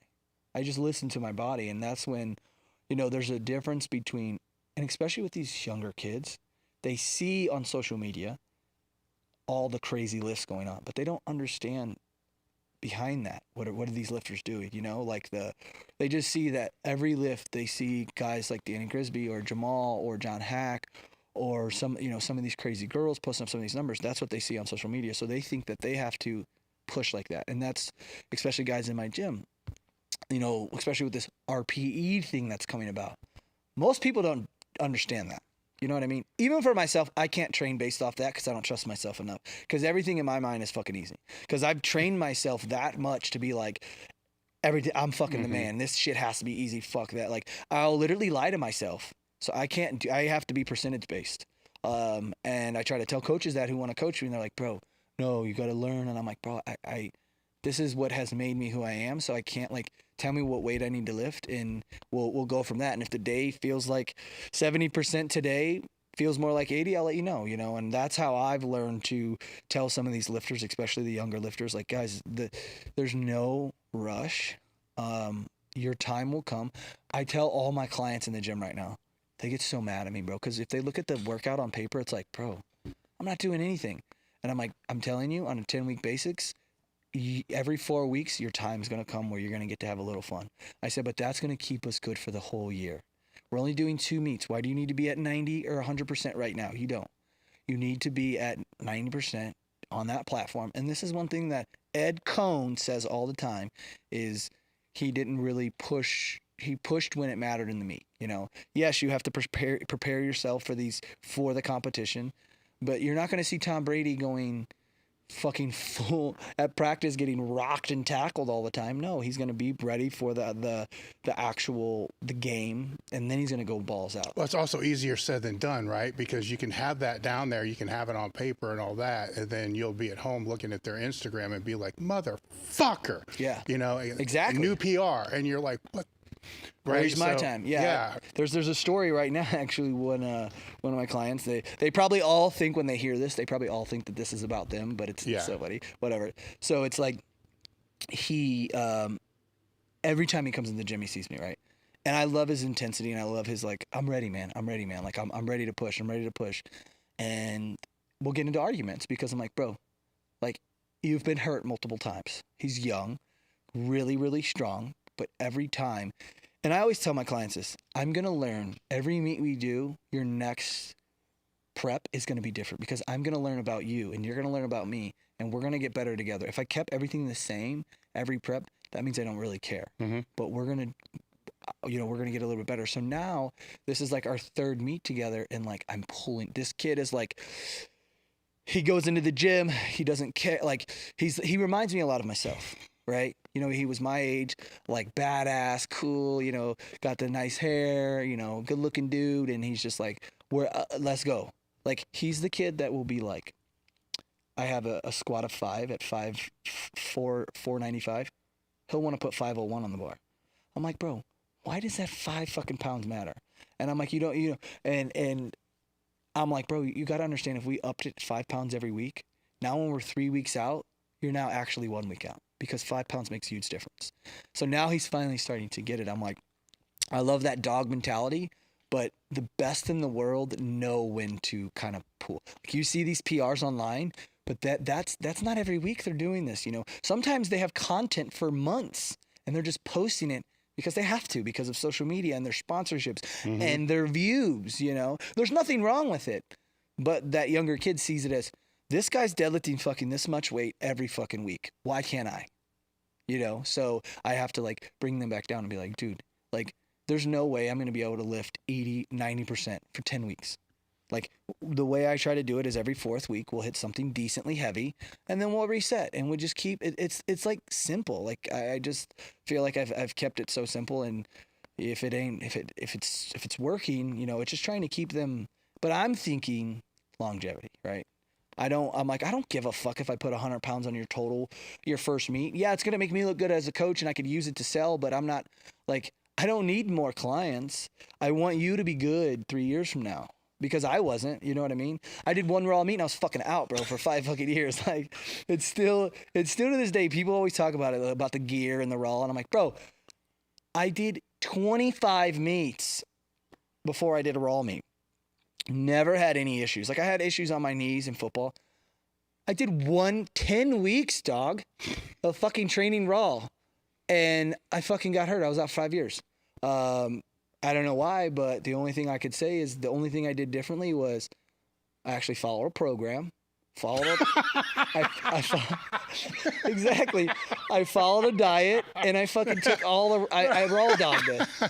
That was the only thing I did different. And you know, because people will say, I'm sure you know that Multi-ply is like scarier. Yeah. And I'm like, well, I mean, yes and no. I mean, there's 2 fine lines, you know. I think that it could be because you're lifting that much more weight, but you do have a little bit of protection. I think it's kind of the same. Yeah, it's balanced out. I think so. I believe so too. I don't think one's more extreme than the other in any way whatsoever. I think I actually heard John Hack talk about it on here. I think you did, John Hack, and he made a good point. I think he was basically saying like it kind of balances itself out because, yes, I'm lifting 700 pounds raw, but when I put the suit on, I'm lifting 900 to 1,000. So it's kind of the same thing. I'm a little protected. So it's all the same process. Yeah, you know, which is the one thing I wish they would all learn. Yeah, you know, because it's still a niche. Yeah. Right. To have bickering within the niche makes no sense to me. Yeah. You know, it's like, would y'all be bickering if for some reason bodybuilders or Olympic weightlifters or CrossFitters just started to gang up on powerlifting? Yeah. Like all of a sudden they just decide, fuck powerlifting. Yeah. Every post they're making is like, Jesus. fuck powerlifting. Yeah. Are y'all still going to be in your own niches, or you're going to come together and Yeah. say, no, fuck you back? Yeah. You know, so Yeah, it's a weird thing. It is weird, man. But I do see Multi-ply kind of like, and I always said it. I love the gear lifting. I think it's so much fun. It's a lot harder. In my opinion, you know, it's different. It's so different, and it's just, when I say harder, I mean it's just so much more time consuming to actually commit and learn the suit. Like even to this day, bro, I could put a suit on right now and I'd be fucked because I haven't done it in so long. Like I put a suit on, and I did a single ply meet, and like 700, which I squatted in raw, felt fucking horrible. So I had to like relearn it. But I think that it's having its waves. Like Multi-ply kind of has its waves, but I think that I feel like I just think that I like Multi-ply lifting. It's just sometimes the judging, you know, if there was like better standards, I think it would have a come up, because let's be honest right now. What powerlifting event has been on ESPN, WPO? You know what I mean? I think the average person doesn't give a fuck about what you're wearing. They care about numbers, right? They don't, like guys like me and you in our circle, we know what depth is. But that lady who fucking just sees 1,200 pounds, 1,300 pounds, fucking old boy, what's his name? Jimmy Cobb benching 1,100 pounds. That's all they see is that number. And that's what is getting them on ESPN. Yeah. I think that, it's not I don't like to give fixes because I'm not willing to get involved. Yeah. You know what I'm saying? So, Yeah. But I think with, you know, the issue that you're talking about, the easiest solution, if I was involved and wanted to be involved, but I don't want to be involved, so my solution doesn't mean a fucking thing, is change the fucking rule book. If you're gonna say that the squat and multiply is hip joint parallel to knee, which is not crease of the hip, right? It's hip joint. And actually, I would be one to say I think that's more fair. Yeah. Because if you take a super, their crease of the hip, no matter what they lift, raw, multiply, single ply, it's never breaking parallel. Yeah, even for me in a Multi-ply suit, it's like to break parallel, it's fucking not easy. Yeah, know? so change the rule book. Yeah, right. And I agree with that. Right, it's because if they do that, for a lot of the lifts that people have seen past, that's going to be 4 or 5 inches lower than what you've seen past. Yeah. So right now, you basically have an impossible judging standard. Yeah. In that discipline. Exactly. Right. Where yes, it could be possible people are going to fall over. You know, the gear's not really made. Yeah. You know, to kind of do that, but it's made right there for that parallel. Yeah. Change the fucking rule. Yeah. Make it there. And yes, people are going to bitch. Oh my God, they changed the fucking rules. But the standard will change, and the judging will be so much easier. It's like, okay, now I'm not looking for this invisible crease. Yeah. Like right there's where I would pin this dude if I was to give him a shot. Yeah. That's about where the hip joint is. Yeah. Here's the knee. Fucking good, not good. Done. Yeah. Right? And because the one thing that when they're like super fucking high, they don't black out. Like the thing to me that always appealed me with like a lot of gear is the closer you get to parallel, the more you want to black out. Yeah. I mean, your world goes dark. Yeah, my face be purple. It goes now. dark because of the pressure and all the other kind of stuff. You're not experiencing that. Yeah. You know, so then it's just this different thing, and it's not consistent. Yeah. Right. So that's the other weird ass thing. If it's consistent. Yeah. You know, and I don't even bitch because this becomes a weird ass thing if you're helping people in meets. Yeah. Right. So let's say even in raw, if you're helping people in meets, but they're passing shit that are quarter squats. Yeah. And it's a money meet. Yeah. And it's the person you're working with. You got to have this weird conversation with them. Yeah. Like, where exactly do you really want me to call you? Yeah. You know, do you want to win or? Yeah. You know, and these conversations do happen. Oh yeah. You know, and it's not only Multi-ply, dude. People like the raw, like there's a lot, like, and that's the thing. That's the thing about the sport itself is there's one basically all time on open powerlifting. It doesn't matter the federation. It doesn't matter like you could set a world record any fucking where, right? And that standard even at raw is I mean, how many world record squats have you seen raw who are just like, that's no better than a Multi-ply, like, you know, but because it's raw, it's a little different. Like, I don't, you know, it's that was always a weird one to me. And maybe it's just because I've been so disconnected where when I was competing, you could break a national record, but you could not break a world record unless it was at a national or a world meet. Yeah. And that was in like the APF. That was in like most federations. Yeah. Like, did that rule just disappear? Well, I think when open powerlifting created, because it used to be like Powerlifting Watch, you remember? Yeah, yeah. And then like the Michael Sung's list, which was like the coolest list to be on. I think when open powerlifting came out, it's just rankings. So like, it doesn't matter where you lift. So even in the WRPF rulebook right now, they just created where you can't break national records. You can only break national records at nationals or pro level meets. Yeah. But as far as world records, we have no control over that inside the federation. You know what I mean? Because it's just going to go on open powerlifting as number one. It's not going to show the standards or whatever. It's just going to show. So I think that's that next thing that would need to change is letting every fed know that you can't, you would say unofficial world record, you know, and I see that. I've been starting to see people claiming like, hey, I did this in a local meet. It's an unofficial world record. But when it goes on open powerlifting, like it's official. Yeah. You know, like world records should be only done at pro meets like the American Pro or USAPL Nationals or whatever. But that's the difference, I think, in the drug tested feds and USAPL is they don't care about all-time world records.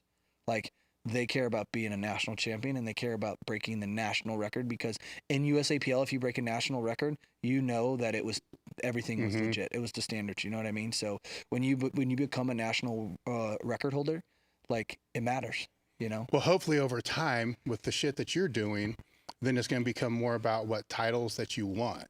Exactly too. So that will replace what a fucking all-time world record and all this other stuff is because the status of, you know, winning the American Pro will in time, right, which should outweigh that. Yeah, that's one thing that me and Anna are trying to do is make it to where we can help these lifters do better because everyone's like their own brand right now. Usually most of these people are on their own coaches. So we're trying to make the American Pro a brand where it's like and it's not going to fucking happen this year.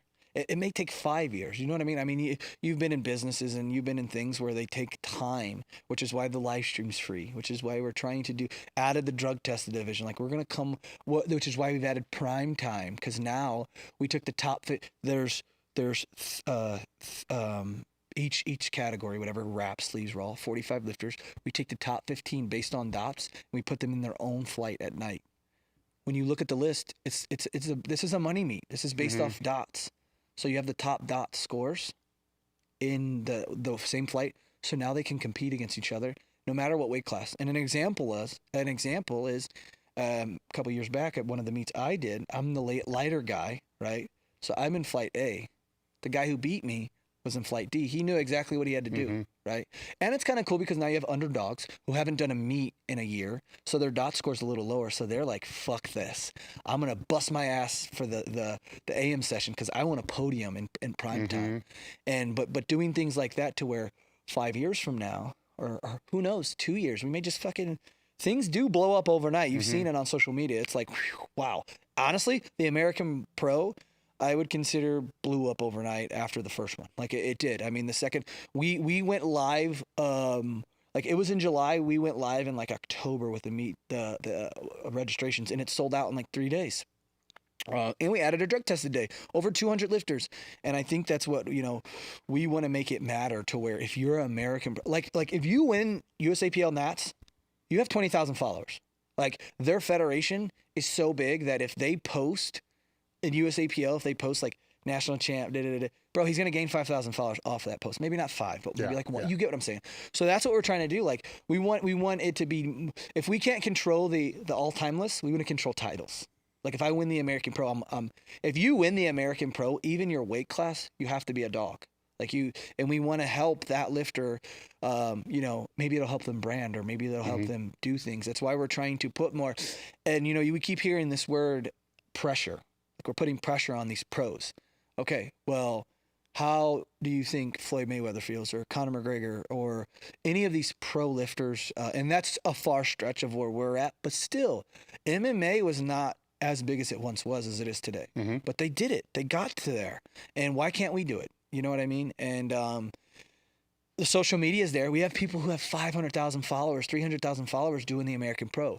So yeah, we may put a little bit of pressure, and you know, people expect the meet directors to do everything. But if we came together and the lifters help push ticket sales, which is only going to benefit them because they're going to make some cheddar because we're kicking back, then more people are going to show up. Then in all, the sport itself and this specific meet is going to be way bigger in 3 years, where we have to find a new venue where now we need 10,000 seats.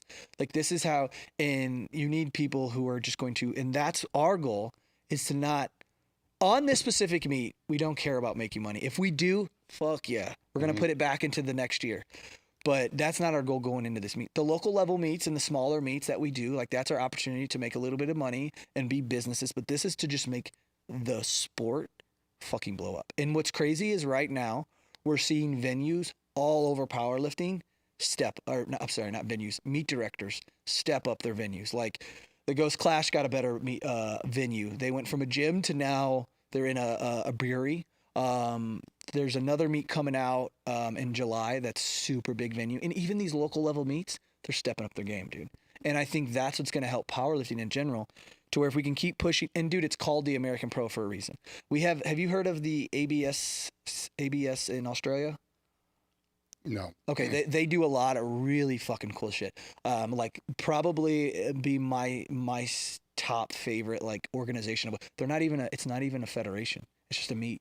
And they do press conference. They have fucking girls blowing fire out on the platform as they're lifting. So cool. They do press. They require their lifters to show up to the press conference, wear suits, and they're like facing up next to their lifter. So cool. That's what sells. Right? That's what's going to make it entertaining for me and you, or for the people who don't know. Me and you are going to fucking watch because we know powerlifting, but Granny and Grandpa, they need to be excited so they don't fall asleep, you know? So they're actually bringing people to the American Pro. So there's eventually, maybe 5 years from now, the American Pro is the world championship of non-tested or powerlifting in general, where now you have countries coming, and you know what I mean? I don't know.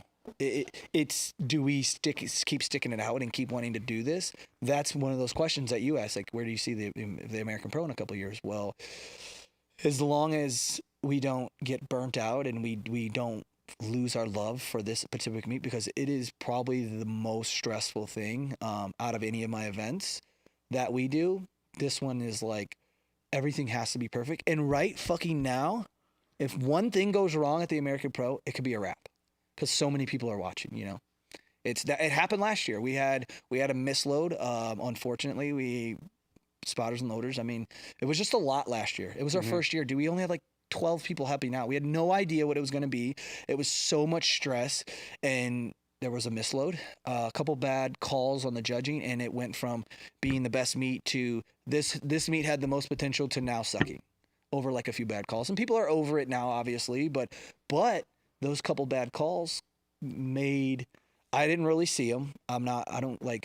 Whoever we hire, that's who we hire, and that's who we got to trust. You know what I mean? There's a reason for judging. And that's why we're trying to have like a jury and shit like that to make it better, so that if these three judges fucked up, then the jury that are sitting in those chairs have another saying, you know? So, but that made a difference in the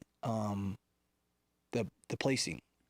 So the guy who won second or third or whatever, supposedly the call wasn't good, so he shouldn't have, you know what I mean? So it just made a lot of talk, you know. Other than that, the event went great. It was just a lot, you know. So this year, now with how much the WRPF itself has grown, we have so many people. Like, we were struggling finding help.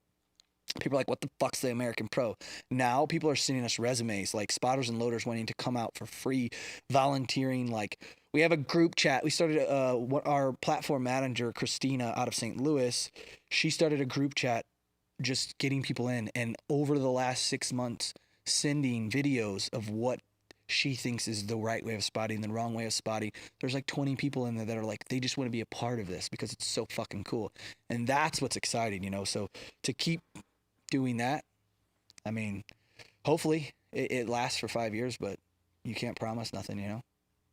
No, I just keep fixing the mistakes. Like, if the one mistake that you're talking about leads to a jury, right, then that's a good thing. Yeah. I mean, in hindsight, right, it's a good thing, because now anything that has 2 reds and 1 white, Yeah. Can potentially be reviewed. Yeah. And the cool thing is with the jury, like they do it at USAPL and it makes the strategy and the competition so much harder because now your coach has to be good, right? So I did it at USAPL Nats, and we went to the jury. You had to pay money to go to the jury, and we got the lift overturned, and because it was clearly downward motion, they didn't see it. The lift got overturned. I weight changed my girl to literally pull 1 more kilo than her second attempt so she could win, and she won the national championship. But that makes it so much cooler because now if your coach don't see that, like it had to be like this because you only have 30 seconds or a minute to put in your next attempt. So I had to really hurry up. See, I had to have 3 different weight changes because my girl was going to pull last. The girl before her had sent the third attempt, and then she weight changed right before the bar. She got it. We went to the jury. Rule got overturned. I weight changed, dropped it to where I knew she was not, because our goal wasn't to PR. Our goal was to win because it's nationals. Yeah. She still PR'd on all her lifts besides deadlift, but we still won by 1 kilo. Literally because it was a national record. So I just chipped her attempt before by 1 kilo. I knew she could hit it. She could hit it throwing up. And that's how we won.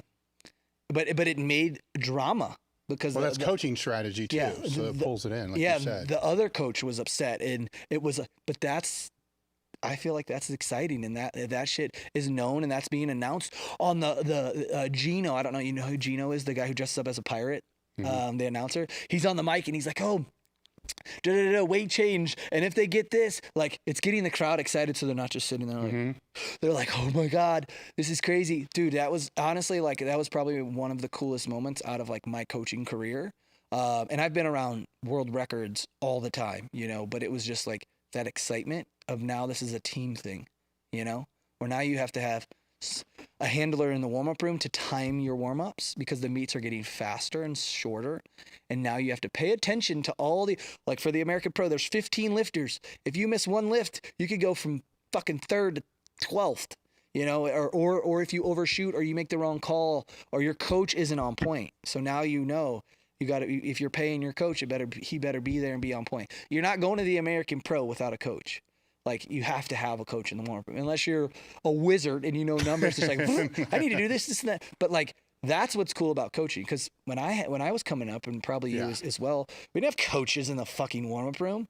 We loaded our own weight, and we had to, just throw on 350 or whatever, like. You figure it out at subtotal. Yeah, exactly, yeah. And then now it's like, hey, all you have to do is just lift.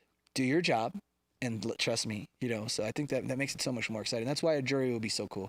It would cause so much, I don't want to say drama, but it would cause a talk but just excitement to everyone who's watching and everyone who's participating too. Because now if you're pulling behind me, if you're pulling in front of me and I'm pulling behind you, I, as a coach, am watching your fucking pull. And if you don't get 3 white, because if you get 3 white lights, you can't go to the jury. It has to be 2. Yeah. So if you get 2, I'm going to the jury, bro. And if but that's why they charge, because if you could sit there for every single attempt going to the jury, but so that's why it has to be 2 to 1. But that's also why they charge, because if you don't get it overturned, you lose your money.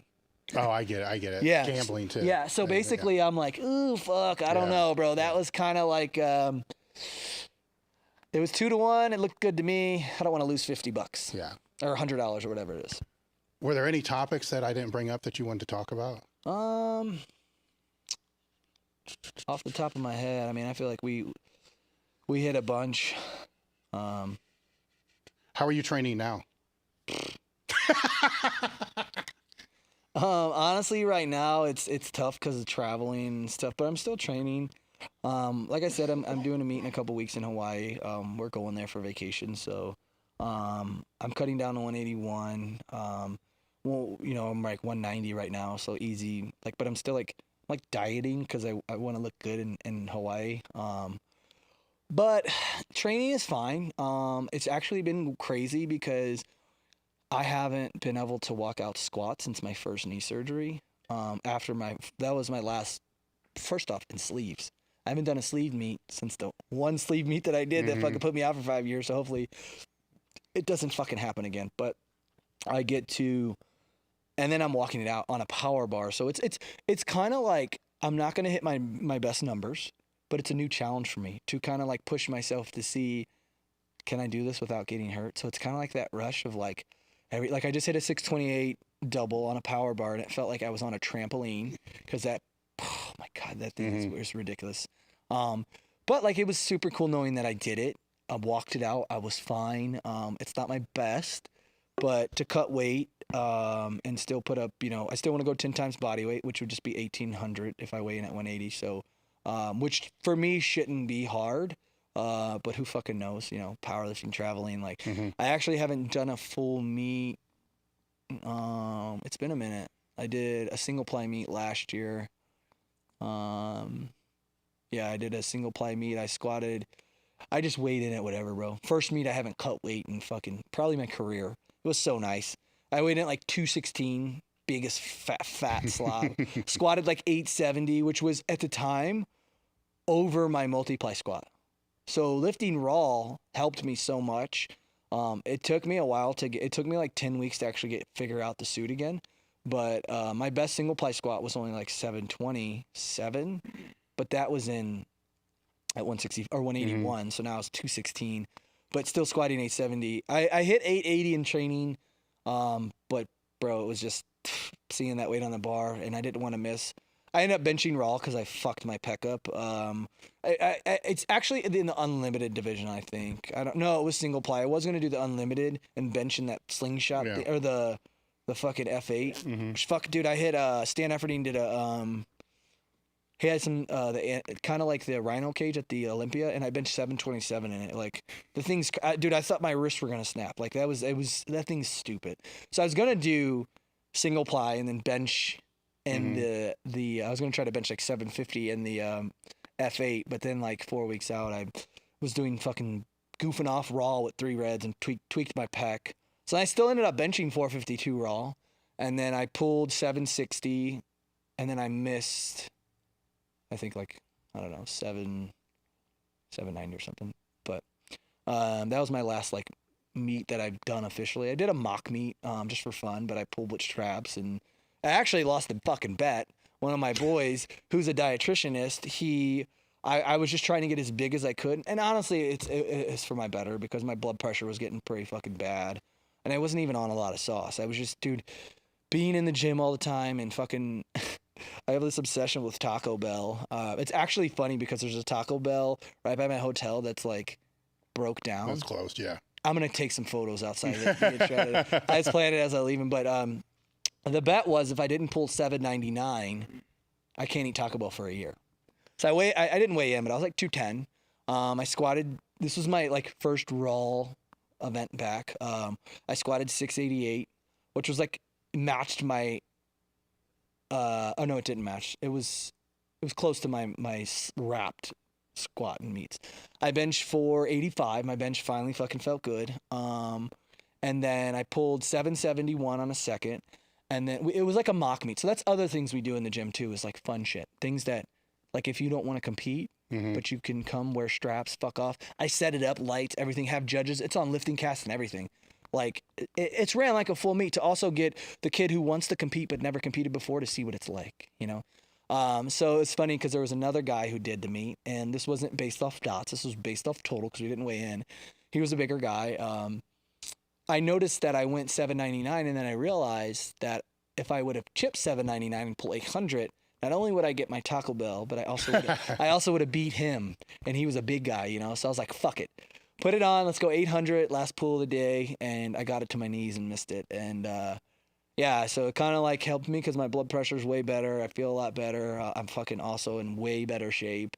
I'm down to like 190. Like literally people are like, what are you doing? Are you dieting crazy? I'm like, bro, I'm actually eating more food. I just pulled, I would eat Taco Bell sometimes twice a day, bro. Like it was bad. But for me, because my metabolism's so fast, for me to like maintain 205, I have to eat like an asshole.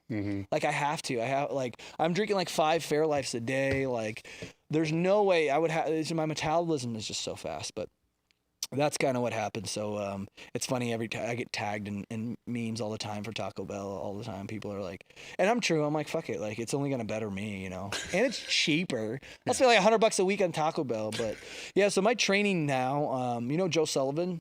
So he's kind of helping me with my squat. You know, it's just scary with the squat because my knees. Bench, I'm just kind of like, I bench 4 times a week. But I implement like a lot of my multi-ply and single ply shit I used to do. So like day 1 will be like a heavy single to my chest.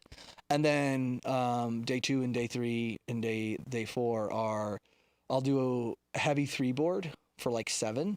And just because I've trained myself to get like in a really big arch and learn to try to, you know, like there's just so many more techniques going and use more of my legs. So I have to bench so many times a week to keep my arch at that position because I'll lose it because it's like a mobility thing. But it also allows me to have weight in my hand to practice stability.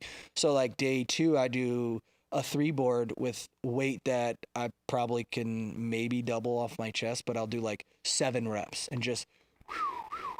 Then the next day is a 2 board, and I'll go a little bit heavier, but I'll only do 5 reps. Then the last day I'll do a 1 board and I'll go really light, and I'm just doing 10s, just really trying to put some. But I feel like this is the only time that my pecs, knock on wood, have felt good, and I'm benching 4 times a week. Sometimes. It just depends, like traveling and shit. Yeah. So, but that's basically it. And deadlifting, I just do fucking once a week, and I go off feel. I don't really have any structure to it. I'll do like a top single right now, and then I'll drop down and do. I feel like for my sumo sometimes it has to feel how my hips feel, but also knowing that my best pull is when I'm lighter. So like my pull as I'm losing weight feels better because my positioning, you know, sumo, the lighter, sometimes when you get, like even at Cone, he would pull less at his 240 days than his like 220 days, just because I'm a little guy. So when my fucking gut gets in the way, so now my pull's starting to feel a little bit better. It's just, we're using the Texas deadlift bar. So getting used to that versus the Kabuki, like it's so much different. So that's also the thing with powerlifting, bro. Like, what bars are we using? Like, people are like, well, you pulled on a Kabuki and you pulled on, and it's like, bro, this is just the way it goes. But some people say like it should just be all one and every meet should have the same. But that's, I think, like for the WRPF, I think they're making all the pro meets be the same, like company bar, you know? So at least, you know, at the pro meets, this is what you're going to use. Right. But we've made it to where for every meet that we host, whether it's nationals, for me at 12 weeks out, I'll send out an email and I'm saying, hey guys, we're using Kabuki squat bar, Kabuki power bar, Kabuki deadlift bar, so there's no confusion. And you know, sometimes they have the option to do power bar for the lower weight classes or just squat bar. I just keep it across the board, and everyone uses a squat bar, so it's not, because you know how it gets in the flights. Like if I have only one girl that's small, I have to favor that bar. So some people don't like it, but it's just that much easier to say, hey guys, this is what we're doing, and train on it. I'm sorry, but this is how it's going to be, you know? So yeah, we got a bunch of big meets coming up. I'm actually co-hosting, in August, the USAPL West Coast Regionals, which is something that USAPL brought back. So that's one thing that I'm hosting. And then I'm, the meet director for WRPF Nats, I'm the meet director, but it's like a team thing that we're doing. We have a whole national team right now. So, all of them are helping because it kind of blew up. Like I've hosted the last 2 in my gym, and now we're hosting it at the Westgate. So that's in September. And last year we had like 200 lifters. This year, I want to say we're almost at 500. Wow. Yeah. 3 platforms. So, but we're doing like AM sessions and then prime times at night, 1 platform. So like, and it's just the best dots of each day go together. And then the American Pro is October, sorry. So I have August, September, October, USAPL Big Meet, WRPF Nationals, American Pro. So it's like, whew. Yeah. And then we're hosting a meet in December in Virginia called Freaks Come Out at Night, which is a super cool venue. It's where they host concerts and stuff. So what we made it do is it's like a mini American Pro for the people who it's dots based. So we have an open AM morning where anyone can come. Doesn't have to qualify. And then we have prime time, drug tested, where it has a dots requirement, which is like 50 points lower than the American Pro. So that lifter who like wants to know what it's like to lift on that level of the American Pro, but not like all the way, can get a taste for it to feel, all right, well, next year I want to now go to the American Pro, you know, and then we have prime time non-tested. So, and it's in a cool venue in Virginia. There's an upstairs, VIP tables, DJ. So that's just the end of this year. Next year, I think we have already on the schedule, bro, like 7 USAPL meets. I'm hosting 3 WRPF meets along with the American Pro next year. So it's almost every month we have a fucking meet. So how would people even know what the fuck you're doing? Would it be your Instagram or your site? Because this is a lot of shit. Yeah, right? so I mean, I'm pretty active on social media. So I would just follow me on Instagram, and my page, the Fighter Quit page, the American Pro page, the USAPL Nevada page. I mean, there's so many pages, but everything funnels back to my page. Okay, so your page. Yeah, I would just follow me because I'll collab with all of them. Because I have the most followers, so it's more beneficial for me to try to help the other pages, or not help, but more eyes on it, right? Yeah. But yeah, no, it's a lot of shit, bro. We host a meet called BBO. We hosted it last year, the first one. It's called Bad Bitches Only. It's an all girls meet. But it's like a whole thing. We do press conference. The girls come and they dress up. But this year we did it different. We did 2 federations in one weekend. No one's done that. So day 1 was WRPF. Day 2 was USAPL. And non-tested, so anyone can lift in the WRPF event. And then we switched the platform, pulled the mono off, put the combo off, switched the banner, and then it was day 2 called Iron Baddies, obviously because you can't swear in USAPL. But it was so cool to see, you know, because usually, not usually, but sometimes people are like federation, like fuck that federation or this. So it was cool to see everyone come together. We did not a press conference, but a photo op on Friday, and all the girls came and we took pictures of them, and they dressed up. So it was just something cool. So next year we're doing it again. We're doing called BBO3, and we're going to call it Iron Baddies Weekend, where we're going to literally do like a whole week, or from Thursday to Monday, where Thursday the girls come and we go down to Las Vegas and we do a fucking fun ass photo shoot for the girls. Then they compete. Day 1's WRPF, day 2's USAPL, and then on Monday we go rent like a big ass cabana at a pool and just let the girls have fun. You know, it's funny because dudes will be like, "Where's bad dudes only?" I'm like, bro. Every meet is about, like, come on, bro. Like, it would be weird. And they're like, well, do day 2, but dudes only. I'm like, come on, guys. Like, those already exist, you know? So, and it just flows good. Bad bitches only. And it's cool. It's fun. We have the, like, dark pink and the claw going through it. And we get girls. We actually, we get girls who are, like, all-time world record holders. And then we get girls that never competed. So it's super cool. We just had a girl at our Fighter Quit Classic. 3, I'm sorry. She was, her name is Sarah. She trains out at, you know, Jesse Burdick, trains at his gym. She pulled the all-time heaviest deadlift of all time. 630, and as a female, 636, ridiculous. So her and she's doing the American Pro. So I don't know if you know who, Tamara Walcott is. She was on Ellen. She had the highest world record deadlift. She's like, you know, kind of blowing up on social media. She was on Ellen. She was on a bunch of like talk shows. So she pulled 633, and then Sarah chipped it. They're both going head to head at the American Pro. So like for the heaviest deadlift at all time. So that's super. There's so many battles on the American Pro that's like, there's a 165 battle. You know who Christy Hawkins is, obviously. 720 dot score. So the 165 weight class wraps. There's 3 girls. There's a 720. There's, I think all of them are over 650 dots. Like insanely high. I think all of them will probably pull over. There's Christy Hawkins, who has the all-time world record deadlift, 617, I think. Brianni Terry, I don't know if you know who that is. Joe Sullivan's girl, she just pulled 606.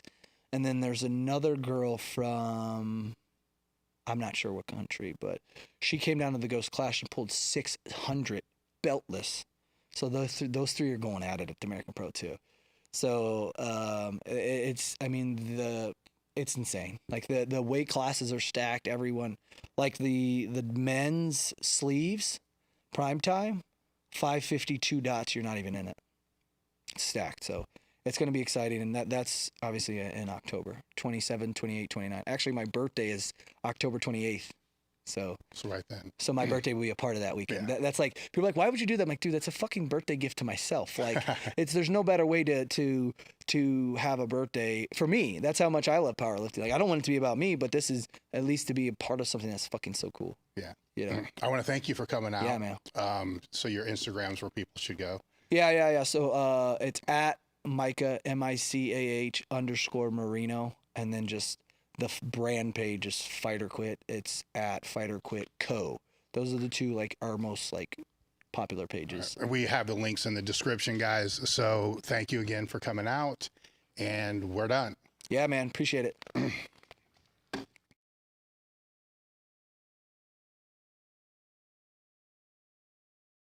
The Swiss Symposium 2023. Yes, we are bringing this back to Columbus again. The date is October 20 and 21. Columbus, Ohio. Hilton, it's the same location it was last year. If you head over to the website, there's a big banner that links directly to Swiss. There's also a link in the description box so you can see who the presenters are as we are booking them for the symposium. The symposium has been going on for 20 years. It's, in my opinion, probably a little biased, but in my opinion, one of the best symposiums when it comes to strength and conditioning, sport medicine, therapy, physical therapy. Right now, the admission is 38% off or 48% off. Don't know. I'm not looking. I'm just kind of looking at the camera right now, but it's the early bird rate. That rate is until July 1st. So now is the best time for you to sign up. When you go to register, there's 3 different ways that you can register for the symposium. There's the general admission, which gets you into all the different lectures that you want to go to. The caveat is there's 3 or 4 lectures going on at the same time. So the second option allows you to purchase the videos of all the lectures for you to be able to watch at a later time. So that allows you and gives you access to everybody that's presenting if there's 2 people presenting at the same time that you would really like to see.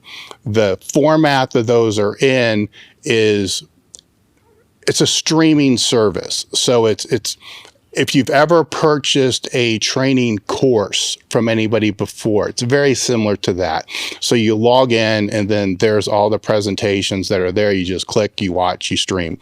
It's how it works. The third option is the VIP option. And included in that is the Sunday after the symposium.